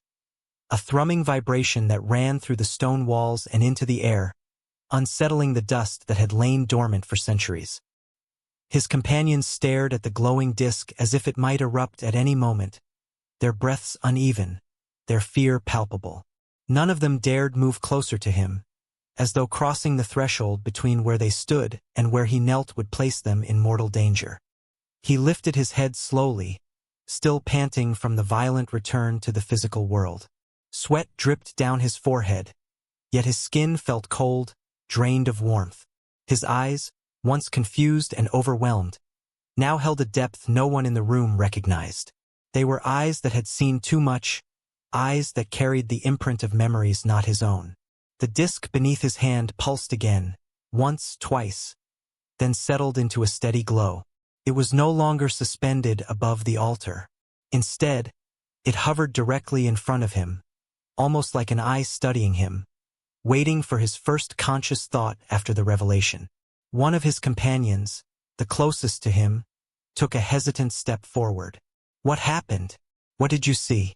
He tried to answer, but his throat tightened. Words refused to form. His mind whirled with images, ancient cities collapsing under fire, celestial alignments forming patterns across the sky, robed keepers chanting beneath stone arches so tall they seemed to scrape the heavens. He had seen libraries carved into mountainsides, tablets filled with symbols older than any known civilization, and above all, he had seen the final keeper, his ancestor, placing the last seal within Petra. The weight of those memories pressed against him like something trying to break through his skull. I saw them," he whispered finally. "I saw what they did. I saw what they hid." The figure who had guided them before, cloaked in shadows, neither wholly present nor absent, stepped closer, its soft steps echoing across the chamber. "Your mind holds the imprint, but you have not yet understood it." He forced himself to stand, gripping the altar for balance. "I made a choice. I chose." He stopped, uncertain whether he could speak the words aloud. Not yet. He wasn't even sure what his choice meant. Not fully. Not with the consequences that had been hinted at. But the disk responded as if it had heard his unspoken thoughts. Its glow brightened, and the symbols along its edge shifted in a slow rotation. The figure nodded. "The moment you touched the path, the seal awoke. The chamber listens now, responding to you. You are linked to it." The thought made him shudder. Linked to an ancient memory chamber? Linked to knowledge suppressed for millennia? It was overwhelming, a burden too vast to comprehend. And yet, he couldn't deny the strange pull inside him, the feeling that something within him had aligned, like a lock clicking into place. Another tremor ran through the chamber, this one more forceful. A deep groaning sound rolled from the far walls. Dust cascaded from cracks that hadn't been there moments ago. The torches flickered erratically, their flames bending sideways as though disrupted by a sudden pressure wave. His companions exchanged anxious glances. "Is it collapsing?" one of them asked. The figure shook its head slowly.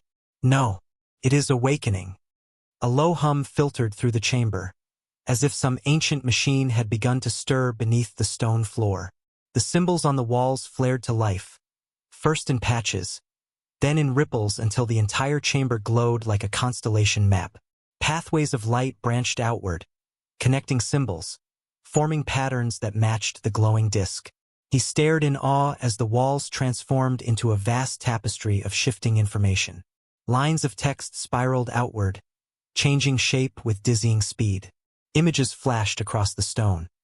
Star charts, architectural diagrams, glimpses of unknown landscapes, and fragments of ancient scripts he had never seen before. One of his companions whispered, voice trembling, "It looks like a map." But it was more than a map. It was a memory, a record of everything the keepers had learned, everything they had sworn to protect, everything they had sealed behind the door he had opened. And now it unfolded around him, responding to his presence, to his bloodline, to his choice. The figure drifted closer to the glowing wall, its cloak brushing softly against the stone. Each keeper carried a fragment. When the fragments reunite through the bloodline, the memory ignites. He swallowed hard. Then why didn't this happen to anyone else? Why me? The figure's head tilted ever so slightly. Because you are the first descendant to stand here with the seal, the first to touch the altar, the first to choose. Another tremor shook the floor, stronger this time. The far wall cracked open along a vertical seam, revealing a dark passageway beyond. A faint light flickered inside, rhythmic and warm, the same heartbeat-like pulse that had guided them earlier. "What is that?" one of his companions breathed. "The next chamber," the figure answered, "where the keeper's oath is stored, and where the gospel rests." The words sent a chill down his spine. He took a step forward, drawn instinctively to the new opening. But the figure raised a hand, halting him. "Not yet," it said. "You must understand what awaits you before you enter." He turned, frustrated. "I've already seen so much. What more is there to understand?" The figure's voice grew solemn. "The lost gospel is not a book. It is not a scroll. It is not a story written in words." It gestured toward the glowing walls. "It is a revelation, a series of truths woven together from civilizations long erased. It holds knowledge of the stars, of humanity's origins, of the cycles that govern creation and destruction." Another image flashed across the chamber wall, an enormous sphere descending from the heavens, casting a shadow across an ancient city. People fled in terror. Others knelt in reverence. The disk in their hands glowed like fire. The figure continued. "Some called it divine. Others called it forbidden. The keepers called it dangerous." The images shifted again. Wars, floods, mass migrations, temples burning, celestial events repeating in cycles. The sense of inevitability in the imagery made his stomach twist. "The truth," the figure said quietly, "was never hidden to protect itself. It was hidden to protect the world." His breath caught. "Because the truth could destroy it? Because the truth could divide it," the figure corrected. "Knowledge can unite just as easily as it can tear apart. The world was not ready centuries ago. It may not be ready now." He stared at the glowing passage, suddenly aware of the enormity of the decision he had made earlier. Whatever awaited them inside was not just a discovery. It was a burden that had shaped generations. A slow wind, impossible underground, brushed past him, carrying the scent of dust, stone, and something faintly metallic. The passage seemed to breathe. Behind him, his companions shifted nervously, torn between fear and curiosity. He inhaled deeply. "If I step into that chamber, there's no turning back, is there?" The figure's response was soft, almost compassionate. "There never was." The walls dimmed briefly, then flared again as the heartbeat-like pulse quickened. The passage beckoned. He stepped toward it. The light inside brightened. The air grew warmer, and with each step he took, the weight of the keeper's legacy settled deeper onto his shoulders. Unavoidable, irreversible, and utterly inescapable. He crossed the threshold and vanished into the light. The passage was narrow, its walls smooth but cold to the touch. The air, dense with centuries of dust and silence, felt thicker here, as if the chamber ahead was not simply hidden but actively guarded. Every step he took seemed to echo with a weight far heavier than the simple sound of his boots on stone. The floor beneath him trembled slightly with each step, and the glow from the chamber's entrance, just ahead, beckoned with an almost magnetic pull. He could feel the presence of the chamber before he even entered it. The overwhelming sense of something ancient, something vast, like the remnants of a great intelligence, now dormant but waiting to awaken once more. The passage had been built with purpose, its narrowness a deliberate design to test the resolve of anyone who would dare enter. It was as though the very walls were closing in on him, pressing him forward, forcing him toward something inevitable. His companions followed in silence, their steps muffled, their eyes darting nervously around them. The quiet between them was thick, almost suffocating. None of them had spoken since the moment they entered the passage, none of them daring to break the spell that hung over them like a shadow. At the end of the narrow corridor, the passage opened up into a vast chamber. Unlike the previous one, this room was not adorned with intricate carvings or glowing symbols. Instead, it was bare. Its walls smooth, featureless, save for a single massive stone door that stood at the far end, sealed with an intricate pattern that seemed to pulse with a faint, otherworldly light. The door was unlike anything they had seen before. It was neither built nor carved but appeared to have been grown, as if it were part of the living rock itself. The surface shimmered, as though the stone were made of liquid light, swirling with colors that defied description. As they stepped further into the room, the temperature dropped, the air growing cooler with each breath. The light from the glowing symbols they had left behind faded, leaving only the faint, almost imperceptible glow of the door to illuminate their way. He felt the hairs on the back of his neck rise, the oppressive silence weighing heavily on him. The rest of the group seemed to move closer, huddling together, their eyes fixed on the stone door.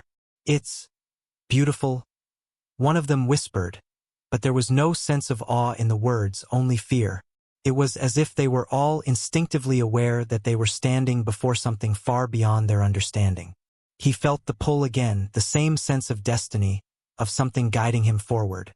It was not just the room or the door, but something deeper. Something connected to him, to his bloodline, to the choice he had made. It was a force that had been dormant for centuries, waiting for him to unlock it. He stepped forward, his heart racing, his mind clouded with uncertainty. The air around them seemed to hum, a deep resonance that seemed to echo from the very walls of the chamber.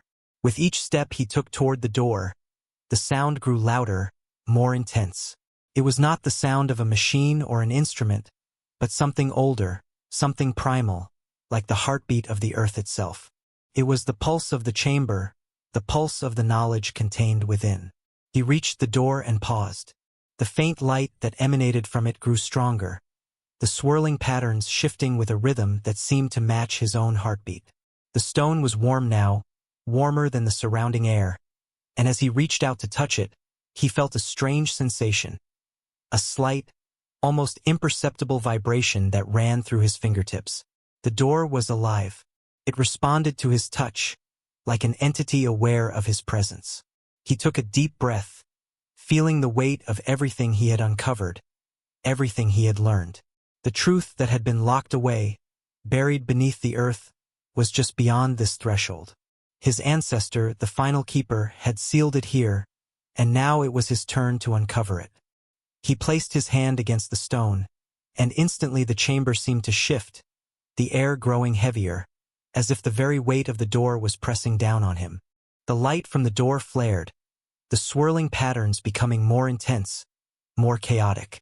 For a moment, the entire room seemed to vibrate, the walls humming in response to the ancient power that had been awakened.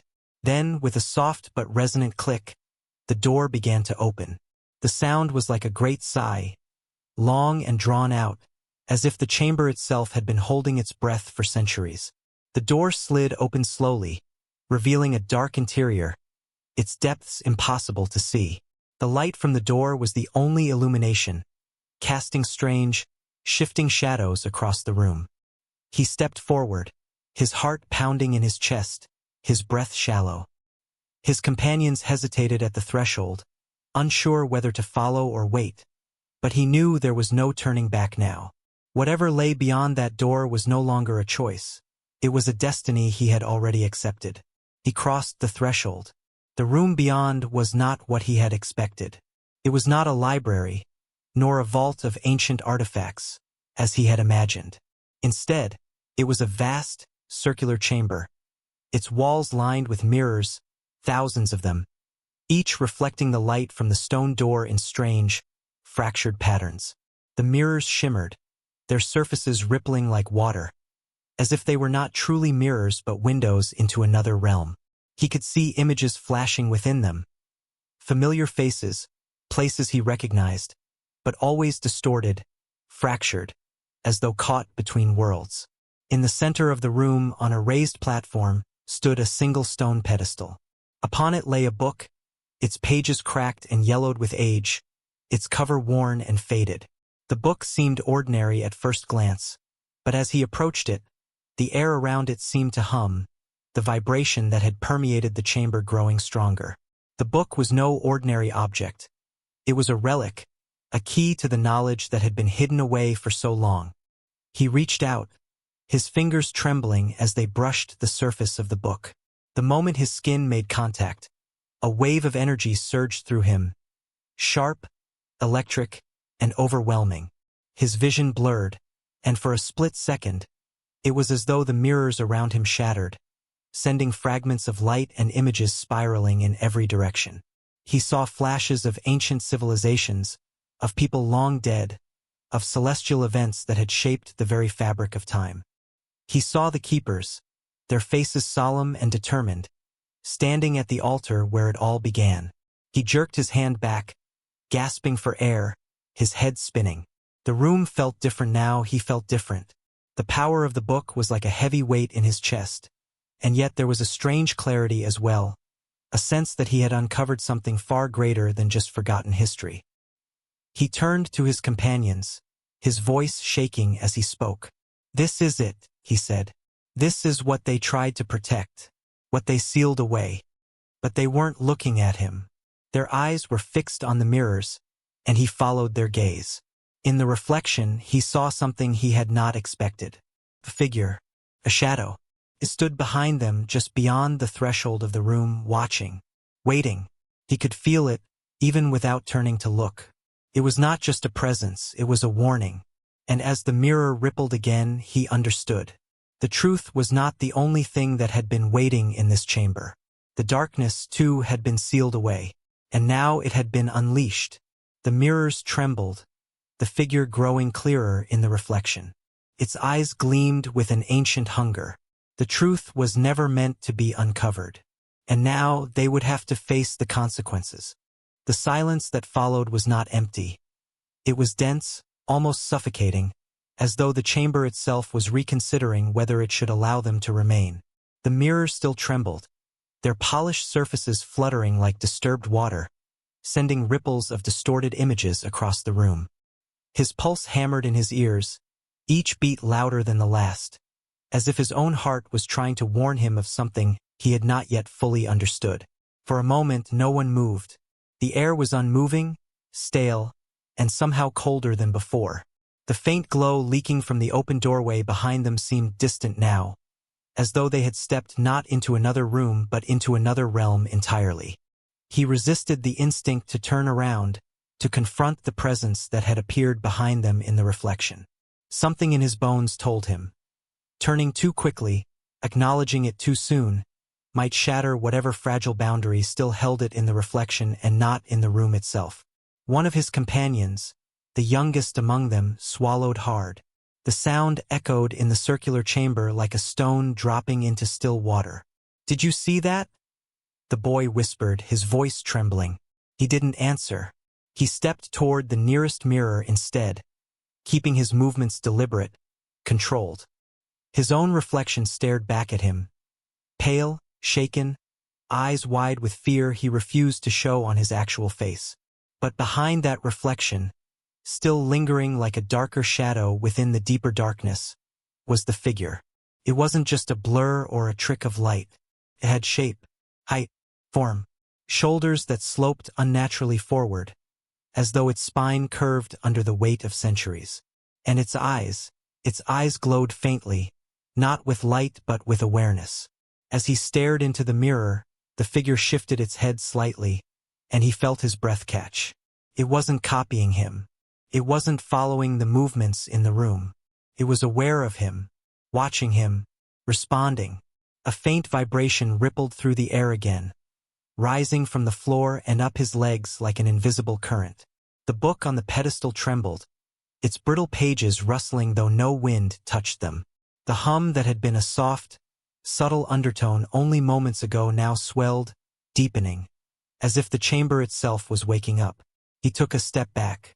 The movement seemed to break whatever trance had held the group still. The others began to retreat toward him, instinctively clustering in the center of the room. "What is that thing?" someone whispered. Again, no answer came. Not because he didn't know, but because speaking it aloud would give it form, give it power. The keepers had built this place not to protect the truth alone, but to contain something bound to that truth, something dangerous, something ancient. He looked again at the pedestal, at the book that still vibrated with residual energy. The book was the key. But for every lock there is a guard. For every truth, a shadow. And he now realized that what stood behind them was not a physical creature but an echo, a remnant, a guardian. Or perhaps a warning manifested from centuries of suppressed knowledge. The mirrors began to rattle, the sound sharp and jarring, like shards of glass vibrating under invisible pressure. The reflections fractured, splitting into dozens of versions of themselves, each one angled slightly differently. In some reflections, the shadowy figure was closer. In others, it had moved entirely off frame, as if wandering just beyond the visible edge of perception. His companions backed closer together. One of them whispered, "We need to leave, whatever this place is. We've gone too far." He almost agreed, but something deep in him rebelled. Leaving now would mean abandoning what generations before him had died to protect. The last keeper had sealed this place not simply to hide knowledge, but to ensure it would only be uncovered by someone worthy or desperate enough to face what came with it. "This thing," he finally said softly, "is tied to the book, is tied to the truth. And if we leave now, we leave all of this behind. Every answer, every connection, every piece of what was hidden. But if we stay," one of them whispered, "we might not walk out alive." His gaze lingered on the mirrors. The figure was no longer behind them. It had vanished entirely, leaving only the rippling silver-blue surfaces that reflected nothing familiar anymore. It was as if the mirrors no longer reflected reality at all, but something deeper, something beneath it. "We're not dealing with a ghost," he said slowly. "No?" someone asked. "No. Ghosts belong to the dead. This has never lived. This is an imprint, a fragment." The truth dawned on him like a growing flame. The keepers had locked more than knowledge away here. They had trapped a kind of intelligence, born from rituals and belief, fed by centuries of secrecy, shaped by fear and devotion.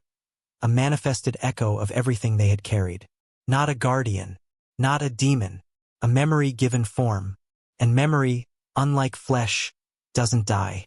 It lingers, it watches, it waits. The mirrors began to pulse with light, soft at first, then stronger, spreading across the chamber like the beating of a second heart. Each pulse sent a wave of warmth through the room, followed by a wave of chilling cold. His vision flickered with it, his thoughts spinning. He realized something else. The door had not opened by accident. His bloodline, his inheritance, had triggered it. And the book wasn't just reacting to him, it was calling something forth. The figure, the reflection, the shadow. It had been awakened because he was here. The hum became a low rumble, the pedestal trembling violently now as the book glowed faintly around its edges. The pages lifted, as though stirred by an invisible wind, flipping rapidly. Too rapidly for human eyes to follow. He stepped forward, forcing his heart to steady, forcing himself to breathe. "We can't stop this," he murmured. "Then what do we do?" his companion asked. He looked at the mirrors swirling with fractured reflections. "We face it." The chamber seemed to deepen in silence at those words. The hum softened, the rumbling stilled. The mirrors smoothed out like rippling water settling into calm. And then, slowly, one reflection, the nearest mirror, began to shift. The shadowy figure emerged again, but this time not as a distant watcher. It stepped into full view, its form sharpening into something almost human. Long limbs, hollow face, eyes glowing with something ancient and sorrowful. It lifted its hand. The mirrors behind it rippled. And then, impossibly, its hand pushed through the reflection, emerging from the glass as though the mirror were a pool of liquid light. Gasps echoed around him. Someone stumbled backward, but he held his ground. The figure hovered there between realms, its elongated fingers dripping with shimmering reflections. Its presence was cold but not cruel, heavy but not hostile. It felt purposeful, bound. He realized in that moment that it was not here to harm them. It was here to communicate. Slowly, he lifted his own hand, mirroring the gesture. For a breathless moment, hand and reflection hovered inches apart. Two worlds on the brink of touching. The chamber waited. The book pulsed. The mirrors held their breath. And he understood what the keepers had meant all along. The truth was never locked away to protect the past. It was locked away to prepare the one who would dare claim it. And now that legacy was reaching out to him. The air in the chamber grew heavy, thick with the weight of unspoken knowledge. The figure in the mirror, if it could still be called a mirror, extended its hand, its long fingers dripping with some strange fluid, its gaze unwavering. Every part of it seemed impossibly ancient, as if it were both of this world and not of it at the same time. The shadows it cast stretched unnaturally along the floor, as though the light itself bent in deference to its presence. He could feel the pull. It was subtle, like the tug of a distant tide, urging him forward, urging him to bridge the gap between the living and the reflections. His companions, frozen in a mix of fear and awe, watched as the reflection, no longer just a shadow but something more solid, reached out with its glowing hand. It was an impossible moment, where time seemed to stretch and distort, every second an eternity.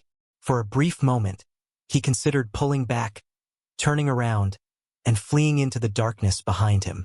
But something in the pit of his stomach, something that had been growing ever since he touched the book, told him that there would be no escaping what had already been set in motion. The mirrors, the book, the figure.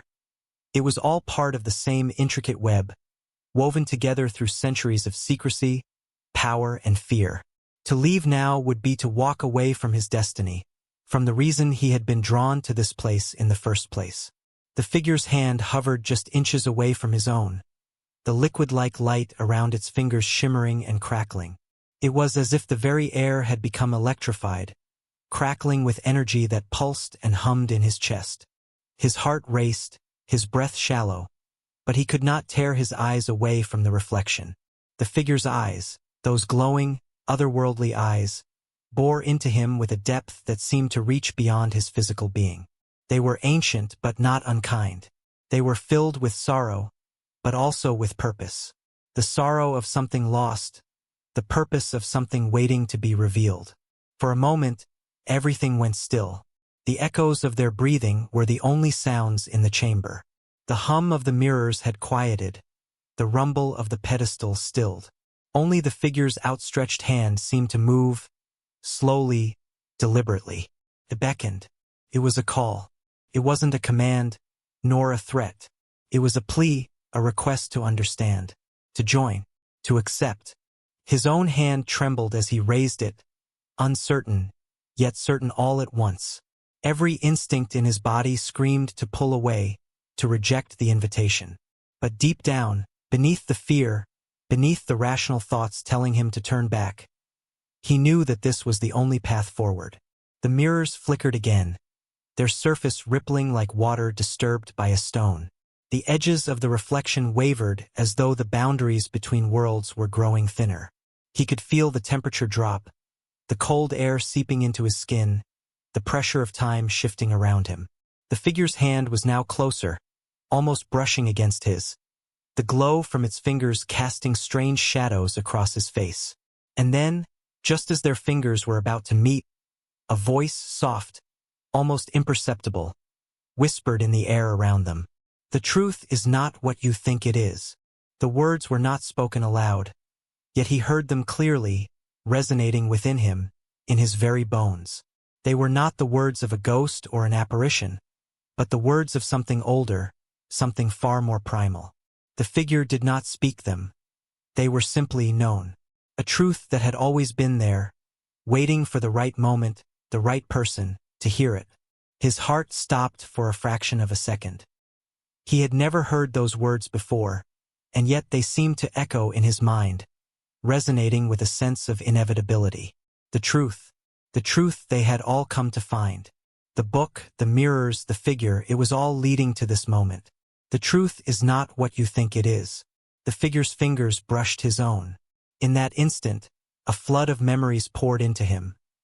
Not his own memories, but the memories of the keepers who had come before him.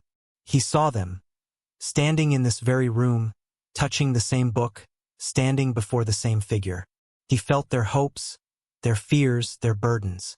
He felt the weight of their decisions, their choices to seal away knowledge, to protect the world from the power they had uncovered. He saw their faces, their eyes filled with determination and sorrow. They had thought they were protecting something sacred, something powerful, something that would change the world.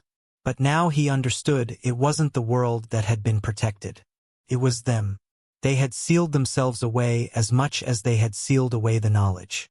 They had believed they were safeguarding the world from something far greater than them, something that could not be allowed to escape. And yet, in doing so, they had created their own prison. The truth was never meant to be hidden. His breath caught in his throat. The figure's hand began to glow brighter, the liquid-like light intensifying around it. The warmth from its glow spread over his skin, wrapping him in a sensation of strange comfort. It wasn't just a memory of the past he had touched. It was the truth of the present, the truth of now. The truth is not what you think it is. The voice echoed again, not in his ears, but in his soul. It was as if the very essence of the chamber, the mirrors, the pedestal, the stone, was speaking directly to him. It had been waiting for someone to come, waiting for someone to understand. The keepers had locked it away, but it wasn't meant to be locked forever. It was meant to be revealed, to be shared. The figure stepped forward now, its form dissolving into the light. It was no longer a shadow, no longer an echo. It was something else entirely, something he could not describe. It was as if it were not just a reflection but a living being, a creature of light and shadow, of memory and truth, bound to this place and yet somehow beyond it. Its eyes burned brighter now, and it spoke again. But this time, the words were not whispered. They were not in his mind. They were in the room itself, reverberating off the walls, filling the chamber with their weight. The truth lies not in what you seek, but in what you are willing to understand. The words hung in the air, thick with meaning, the final piece of the puzzle snapping into place. The figure, now fully revealed, raised its arms, and the mirrors around the room shimmered, their surfaces warping and shifting, as if the very fabric of reality were bending to its will. He understood now. The knowledge they had uncovered, the knowledge they had so desperately sought, was not simply a key to some long-forgotten history. It was a mirror of their own souls, their own choices. The keepers had believed they were protecting the world, but in truth, they had locked themselves away from it. They had hidden the truth from themselves. He stepped forward, his body moving of its own accord, his hand reaching for the book that lay upon the pedestal. His fingers brushed the cover, and in that instant, the entire chamber seemed to pulse with life, the walls shuddering, the mirrors flashing with images that were not of the past, but of the future, of what was to come. The truth had never been a secret to protect. It had always been a choice between fear and understanding. The figure's eyes locked onto his, and for the first time he understood. The chamber braced itself in silence, as though every grain of sand embedded in the stone walls was waiting, listening, for what he would choose. The figure of light stood before him, neither advancing nor retreating, suspended between two realms like a guardian of a threshold that few had ever crossed. Its presence no longer felt like an intrusion but like a reflection of something deep within him, something he had spent a lifetime ignoring without ever knowing it was there. His fingers hovered over the book. The surface still glowed faintly beneath the dust of centuries, the light shifting and pulsing like a heartbeat. Every instinct he had told him that touching it again would change everything, not just for him but for everyone who had followed him into this subterranean world, and perhaps for everyone who walked above it, unaware of the forces that had shaped their world from the shadows. Behind him, his companions stood frozen in a tight cluster. He could feel their hesitation, their fear radiating off them like heat. But beneath it all, there was something else too. Trust. Even now, when the room itself seemed alive with ancient power, they trusted him to make the choice, to lead them through whatever awaited on the other side of this moment. The figure of light tilted its head, as if sensing the war inside him. Its movements were slow, deliberate, filled with a patience that felt almost divine. It did not push him. It did not threaten him. It simply existed, a reminder of the choice that had been laid before him, one that countless generations before him had refused to make. He drew a slow, steadying breath. The air tasted different now, metallic, sharp, like the sky on the edge of a coming storm. The mirrors around him flickered again, their surfaces rippling with images that were not quite reflections. He saw flashes of battles long forgotten, cities rising and falling, the faces of men and women who had carried the same burden he now held. Their eyes were tired, filled with a sadness that pierced him. They had turned away from the truth. They had sealed it, hidden it, and now it called for release. He placed his hand on the book. The moment his palm touched the surface, a shock of energy shot through his arm. Not painful, but intense, like touching a live current. His vision blurred. His legs weakened. He felt himself falling, but the ground did not meet him. Instead, he fell into light, into a vast ocean of memories and knowledge that stretched out in all directions, infinite and overwhelming. Time lost meaning. The world dissolved. He stood in a desert. Not the one he knew, but an older one, untouched by modern hands. The sands were gold, shimmering with a light that seemed to come from deep within the earth. The sky above was a brilliant blue, but it vibrated faintly with symbols he could not decipher. In the distance, he saw travelers, cloaked figures walking across the dunes with deliberate purpose. Templars. But not as history had preserved them, these were different. Their armor was lighter, their eyes sharper, filled with a knowledge that felt almost dangerous. They spoke to one another in a language he recognized and yet did not fully understand, their voices carried by the wind across the sands. They were not lost. They were not wandering. They were following something unseen, something powerful. He took a step toward them, but his foot made no imprint on the sand. He realized then that he was not truly here. He was witnessing a memory. The memory of the book. The memory of the truth. The scene shifted. Suddenly, he stood in a vast underground hall, far grander than the chamber he had just come from. The walls were carved with symbols, each one glowing with a soft, ethereal light. In the center of the hall, a massive table stretched out, around which sat men and women in robes of deep crimson.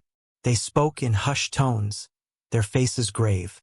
He recognized the Templar cross etched into the stone floor, but it was different from the one he knew, older, more primal. These were the first keepers. Their leader, an older man with silver hair and eyes that burned with intensity, raised a hand. Silence fell instantly. He spoke, and though the language was ancient, the meaning resonated with him. We have uncovered a truth that will shatter kingdoms. He felt the weight of those words. We must protect it, not for ourselves, but for those who come after. The hall shook slightly, as though the earth itself objected. The leader continued, but protection is not preservation, and silence is not salvation. The day will come when our silence becomes the danger. He closed the book before him, a book that looked identical to the one he had touched moments ago. When that day comes, one among our blood will unseal what we have locked away. The leader's eyes lifted, staring straight at him. You, he gasped. The room dissolved. He stood once more in the circular chamber, his hand still on the book, but now understanding flooded his mind with painful clarity. His ancestors had not been guardians of a secret, they had been guardians of a responsibility. And that responsibility had finally reached its culmination in him. His companions rushed toward him, calling his name. Their voices were frantic, echoing through the chamber like distant echoes. But he barely heard them. The figure of light stood before him again, closer now, its form shimmering with renewed energy. You understand now, the voice resonated, not spoken but felt.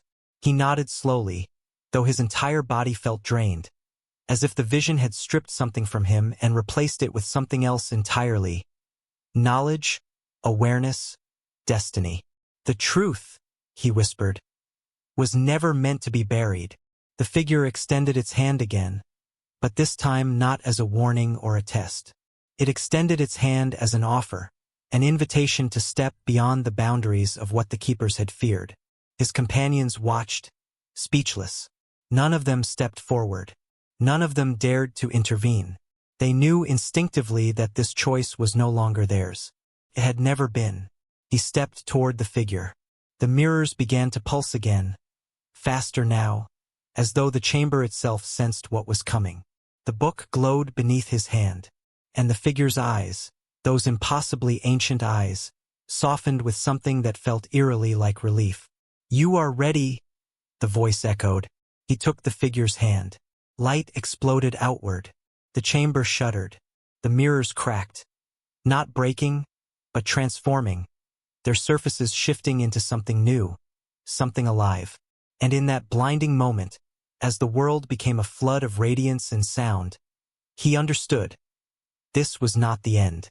This was the beginning of the revelation the keepers had feared for centuries. A truth powerful enough to reshape everything they believed. A truth that had finally chosen to be seen. The light faded slowly, like the last embers of a dying fire reluctantly surrendering to the night. As the brilliance dissolved, the contours of the chamber returned, but everything felt altered, sharper, more alive, infused with a subtle tremor as though reality itself had shifted. He stood with his hand still hovering in the air where the figure had been, but the luminous being was gone. In its place remained a faint shimmer, a barely visible distortion, like heat rising from a desert floor. For a moment, he wondered if he had imagined it all. The vision, the voices, the ancestral memory. It felt too vast, too impossible. But the weight settling inside his chest said otherwise. Something had awakened within him, something ancient, something undeniable. He could feel it humming beneath his skin, pulsing in rhythm with the chamber around him. His companions stared at him, wide-eyed, their faces caught between awe and terror. They had seen only a glimpse of the phenomenon, but even that had been enough to shake them deeply. One of them stepped forward, Rafik, the one who had always been the first to question him, the first to doubt. But now doubt was nowhere in his eyes. "What did you see?" Rafik whispered, as though afraid that speaking too loudly might unravel whatever fragile thread held the room together. He opened his mouth, but no words came out. How could he explain what he had witnessed? How could he put into speech the centuries of knowledge that had been poured into him like a river breaking through a dam? He swallowed hard, trying to steady the storm inside him. Before he could answer, the chamber moved. Not violently, but with a slow, deliberate shift. The symbols carved into the walls lit up one by one, like stars igniting across the surface of the night sky. Lines of blue and gold energy connected them, weaving patterns that spread outward in circles. The mirrors, no longer cracked, had become windows, each one swirling with images he did not recognize. Mountains that glowed from within. Oceans split by beams of light. Towers that rose into clouds, their peaks crowned with symbols identical to those on the book. Every mirror showed a different landscape, yet they all felt connected, different chapters of the same forgotten world. Rafik stepped back, nearly stumbling. They're alive. No, they were activating. He could feel it in the air. A subtle shift in pressure, a resonance building deep in the floor beneath him, as though something colossal had awakened far below the surface. He approached one of the mirrors. As he neared, the image within stabilized. It showed a vast circular platform at the heart of a colossal cavern. Beams of light radiated from the center, forming pathways that led into darkness. Figures in long robes walked along the paths, carrying crystalline objects that pulsed with energy. He knew this place. It was the inner sanctum, the deepest level of the keeper's domain. A place no outsider had seen for thousands of years. Another mirror flickered and revealed a different scene, this one above ground. A city of white stone perched along a cliffside, its towers carved with sigils that matched the ones in the chamber. People filled the streets, not panicked but purposeful, as though preparing for something monumental. The sky above them churned with swirling clouds shaped like spirals of fire and golden smoke. Another memory, another truth. He backed away, breath shaking. Every mirror around him was a doorway, a fragment of a history the world had erased. And now that he had touched the book, the chamber recognized him. It obeyed him. It had been waiting for him. The book itself remained on the pedestal, but its glow had changed. No longer a soft shimmer. It now pulsed in a slow, deliberate rhythm, like a heartbeat echoing through the silence. He reached for it again, but this time, a gentle force pushed his hand away. Not harsh, not dangerous, just firm. It wasn't time. He understood the message instantly, as though the chamber had spoken directly into his thoughts. The knowledge he'd been given was only the beginning. The book held more, but it would not reveal its next layer until he was ready. Not physically, but mentally, spiritually. Behind him, footsteps echoed. Lena, the most composed of the group, approached him slowly. This place, it's responding to you. Only you. Her voice trembled despite her effort to remain calm. He nodded, though the realization scared him more than he could admit. Whatever burden his ancestors had passed down, it had chosen him, and the chamber had confirmed it.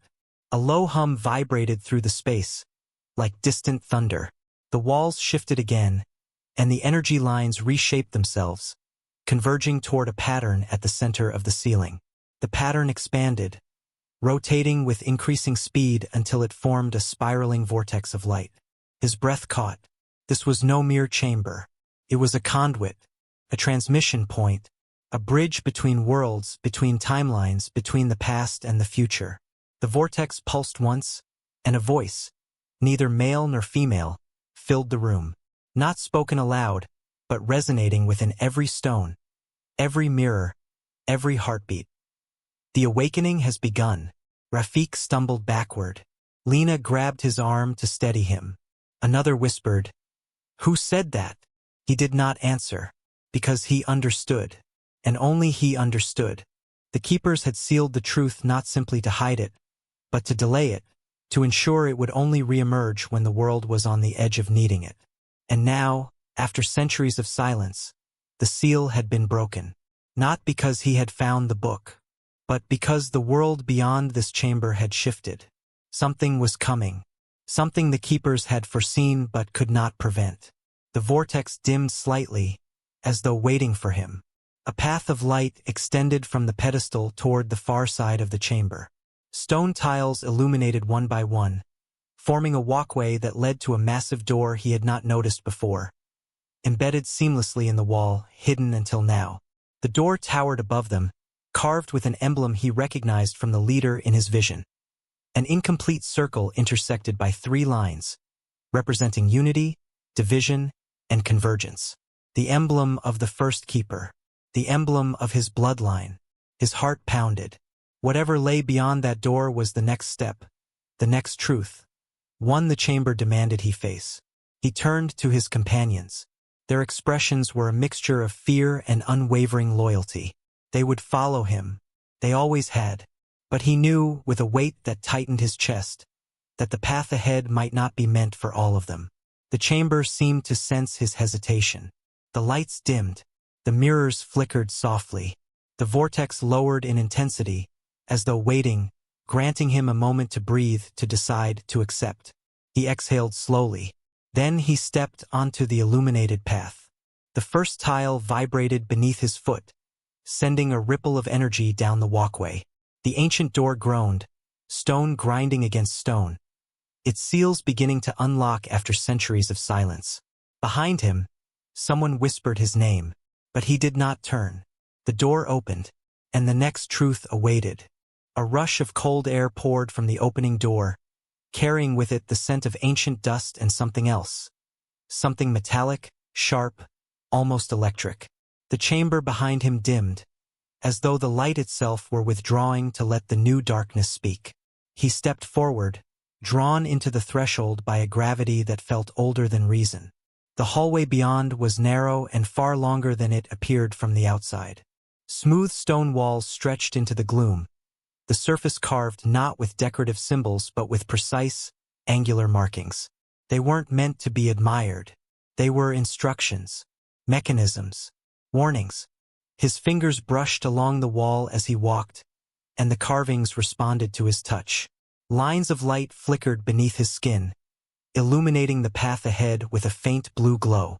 Lena followed closely, her breath shallow, her eyes struggling to adjust.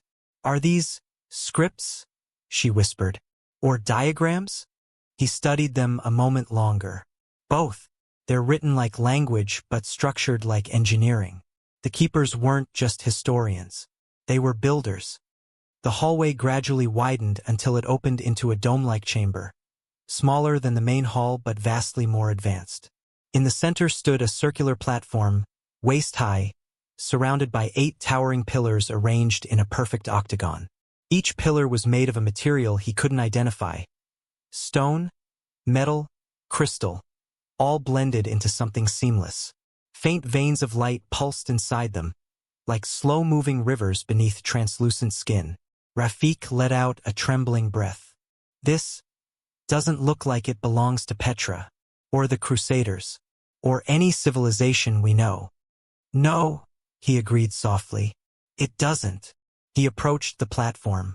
Its surface was divided into concentric rings, each carved with symbols he recognized from the book.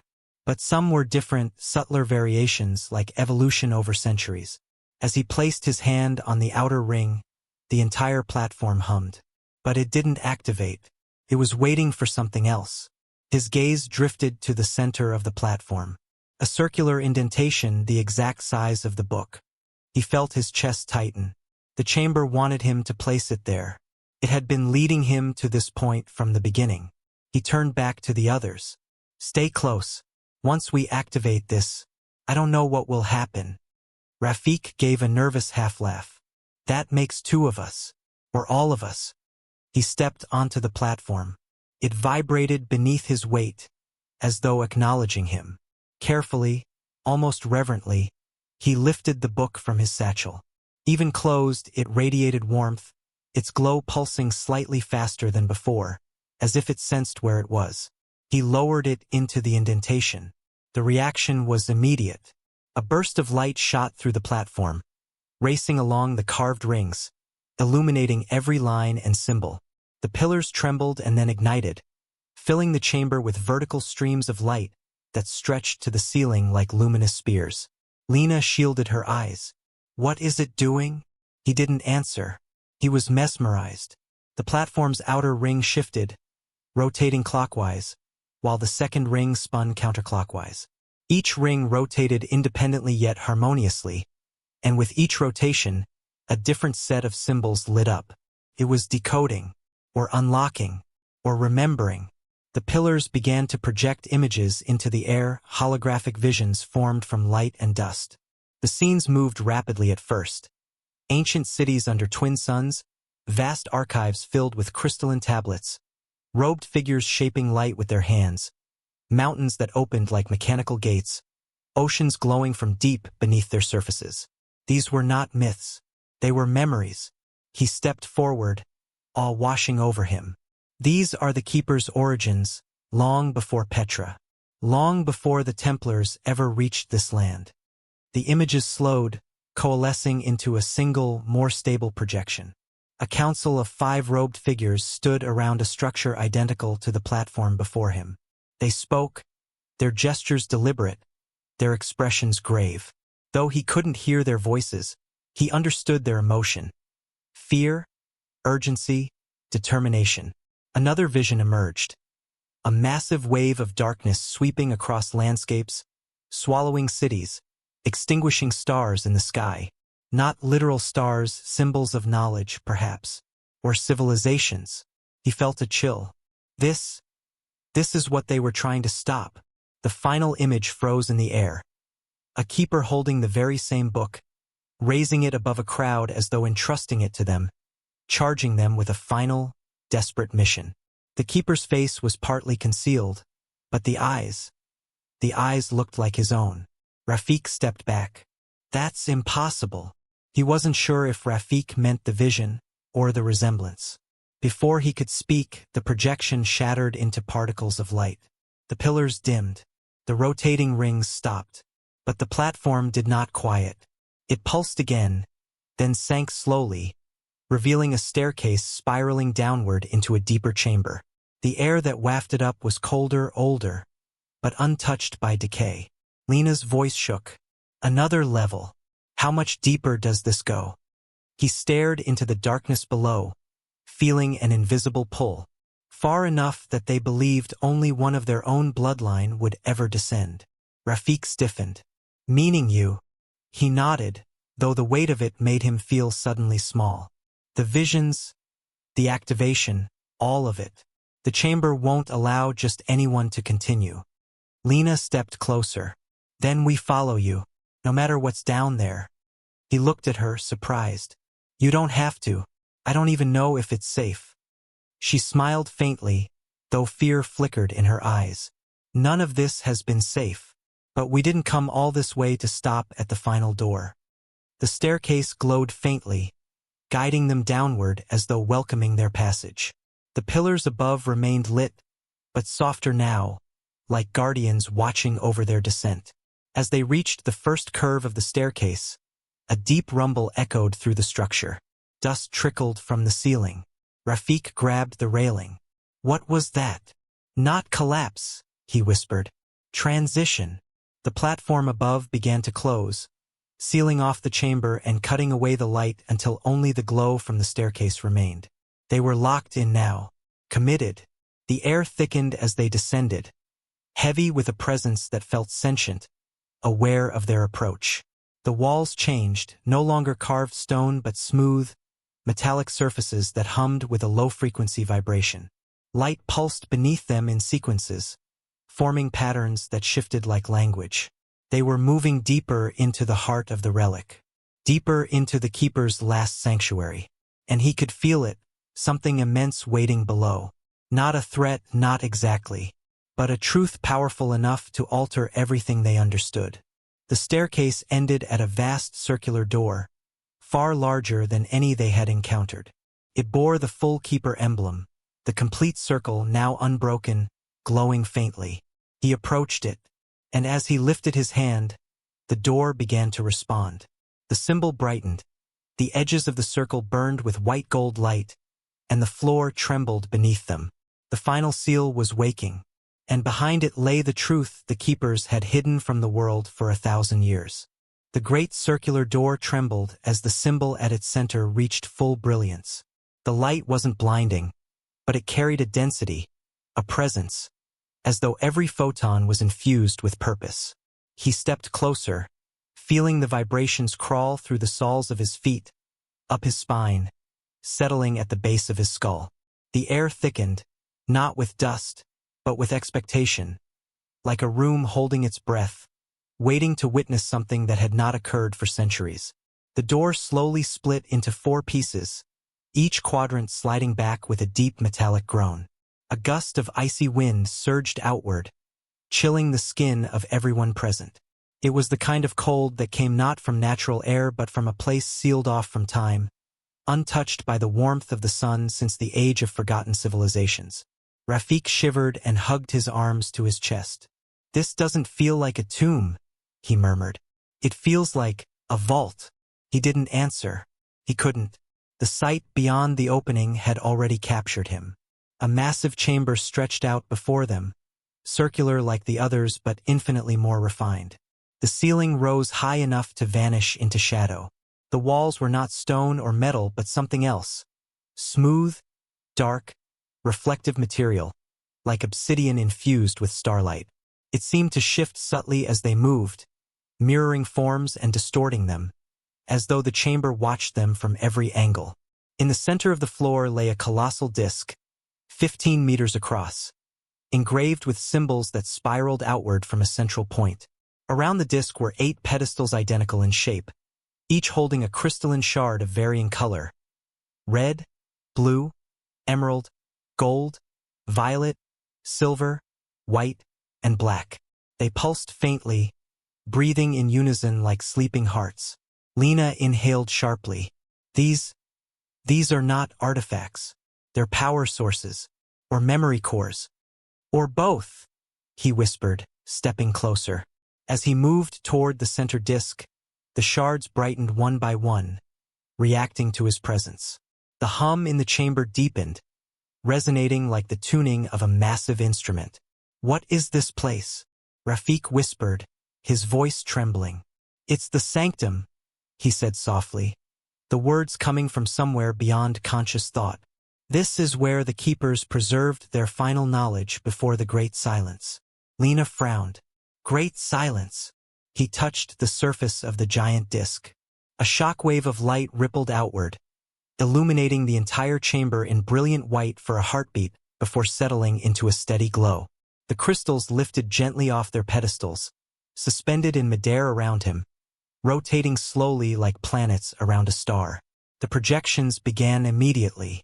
Not chaotic visions like before, but structured records, organized memories preserved by a civilization far older than any chronicled in human history.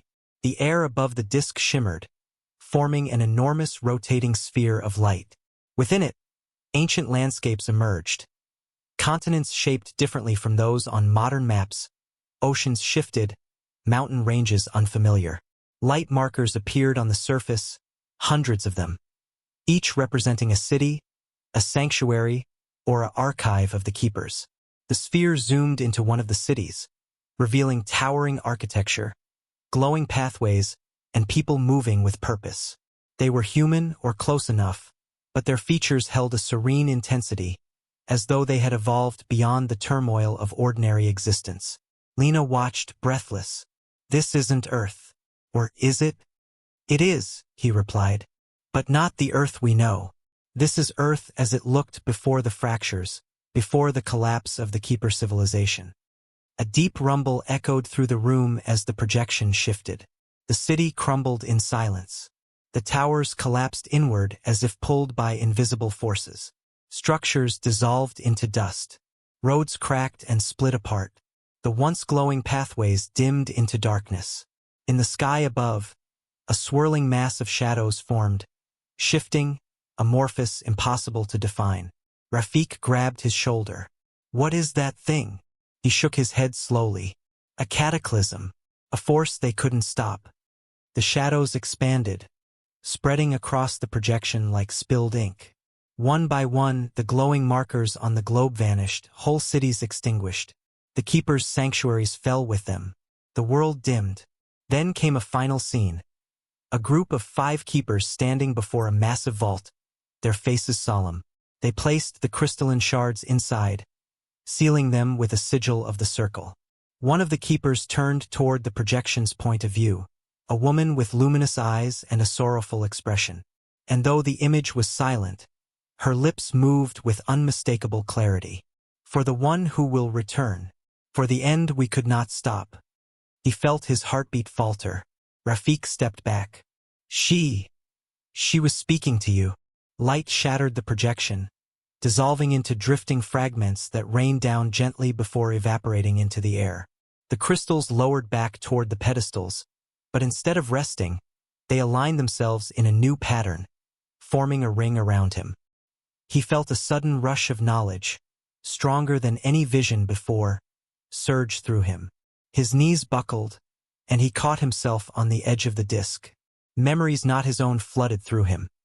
Forgotten technologies, spiritual teachings, the collapse of the civilization, the survivors who carried remnants of their knowledge into hidden places across the world. And finally, the truth behind the book. It wasn't just a manuscript, he whispered. It was a key, a guide, a lineage marker. Lena knelt beside him. A lineage marker for what?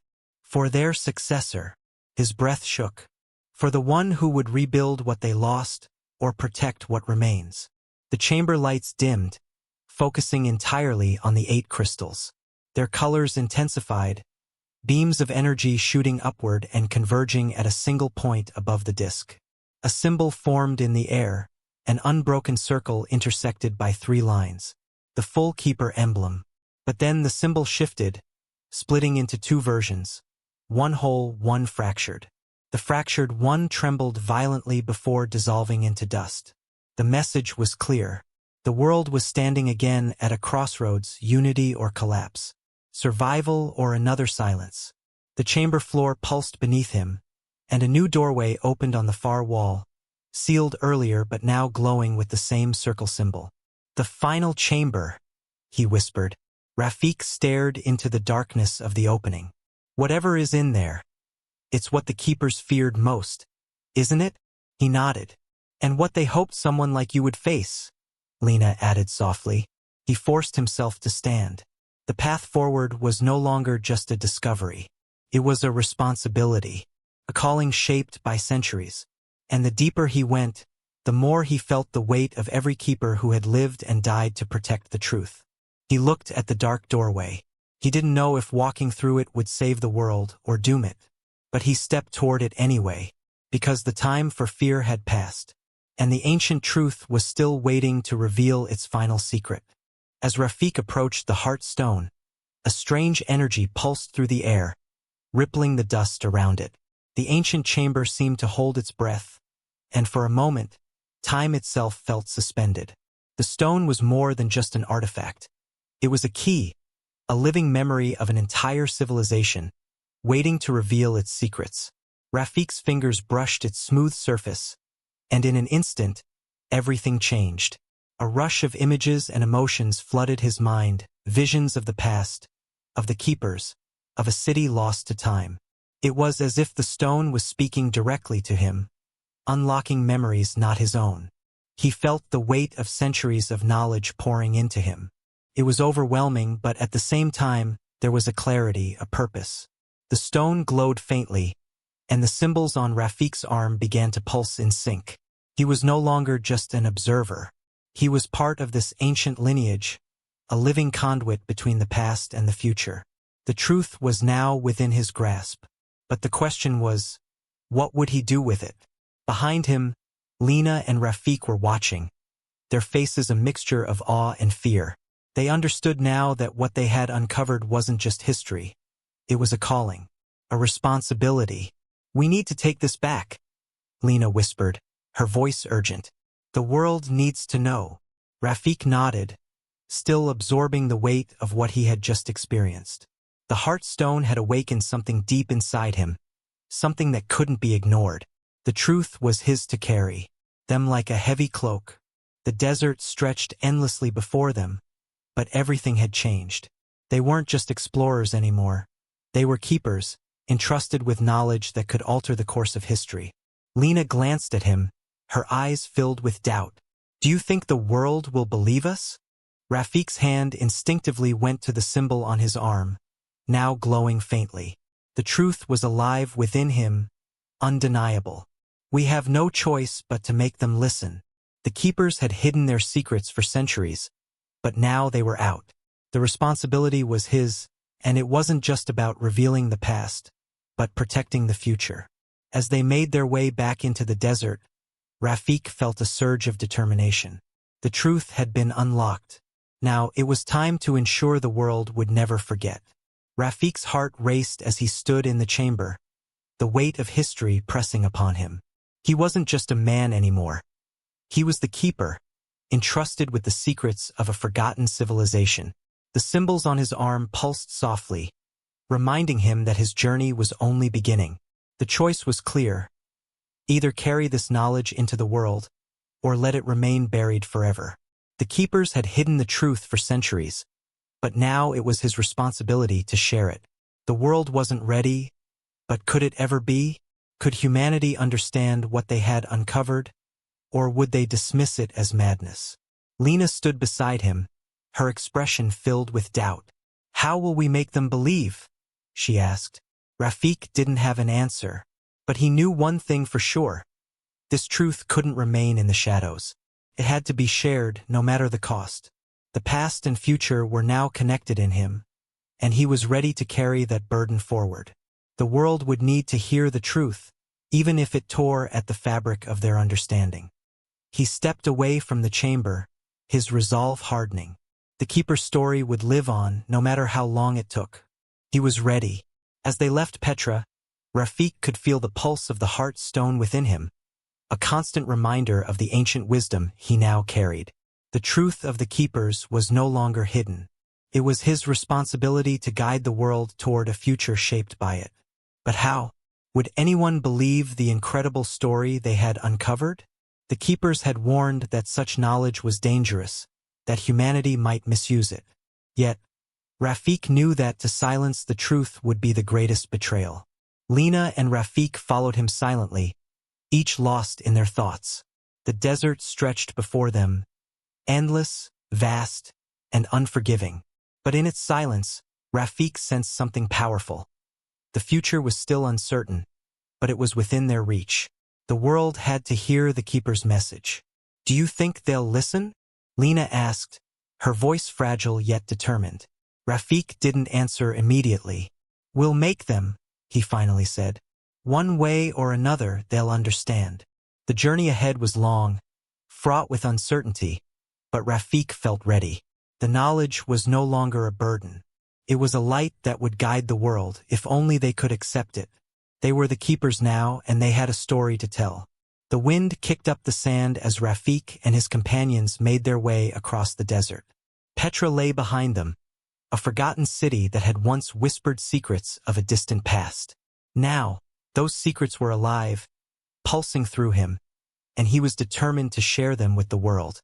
The future was an uncertain road, filled with resistance and doubt. The Keepers had hidden their knowledge for a reason. Could humanity handle the truth? Would it destroy them, or would it illuminate a path to a better future? The symbol on Rafik's arm glowed faintly, a reminder of the responsibility he now carried. He was the bridge between the past and the future, and the truth he carried was a flame that could either light the way or burn the world down. "There's no turning back now," Lena said quietly, her voice filled with a mixture of awe and fear. Rafik nodded. "No, but the truth doesn't disappear just because we ignore it. The world would have to listen, even if they didn't want to. They would fight to make the truth heard, to ensure that the Keeper's story wouldn't fade into the forgotten pages of history." As the horizon stretched before them, Rafik felt a surge of purpose. They were ready. The journey had only begun. The truth would find its way, and the silence would end.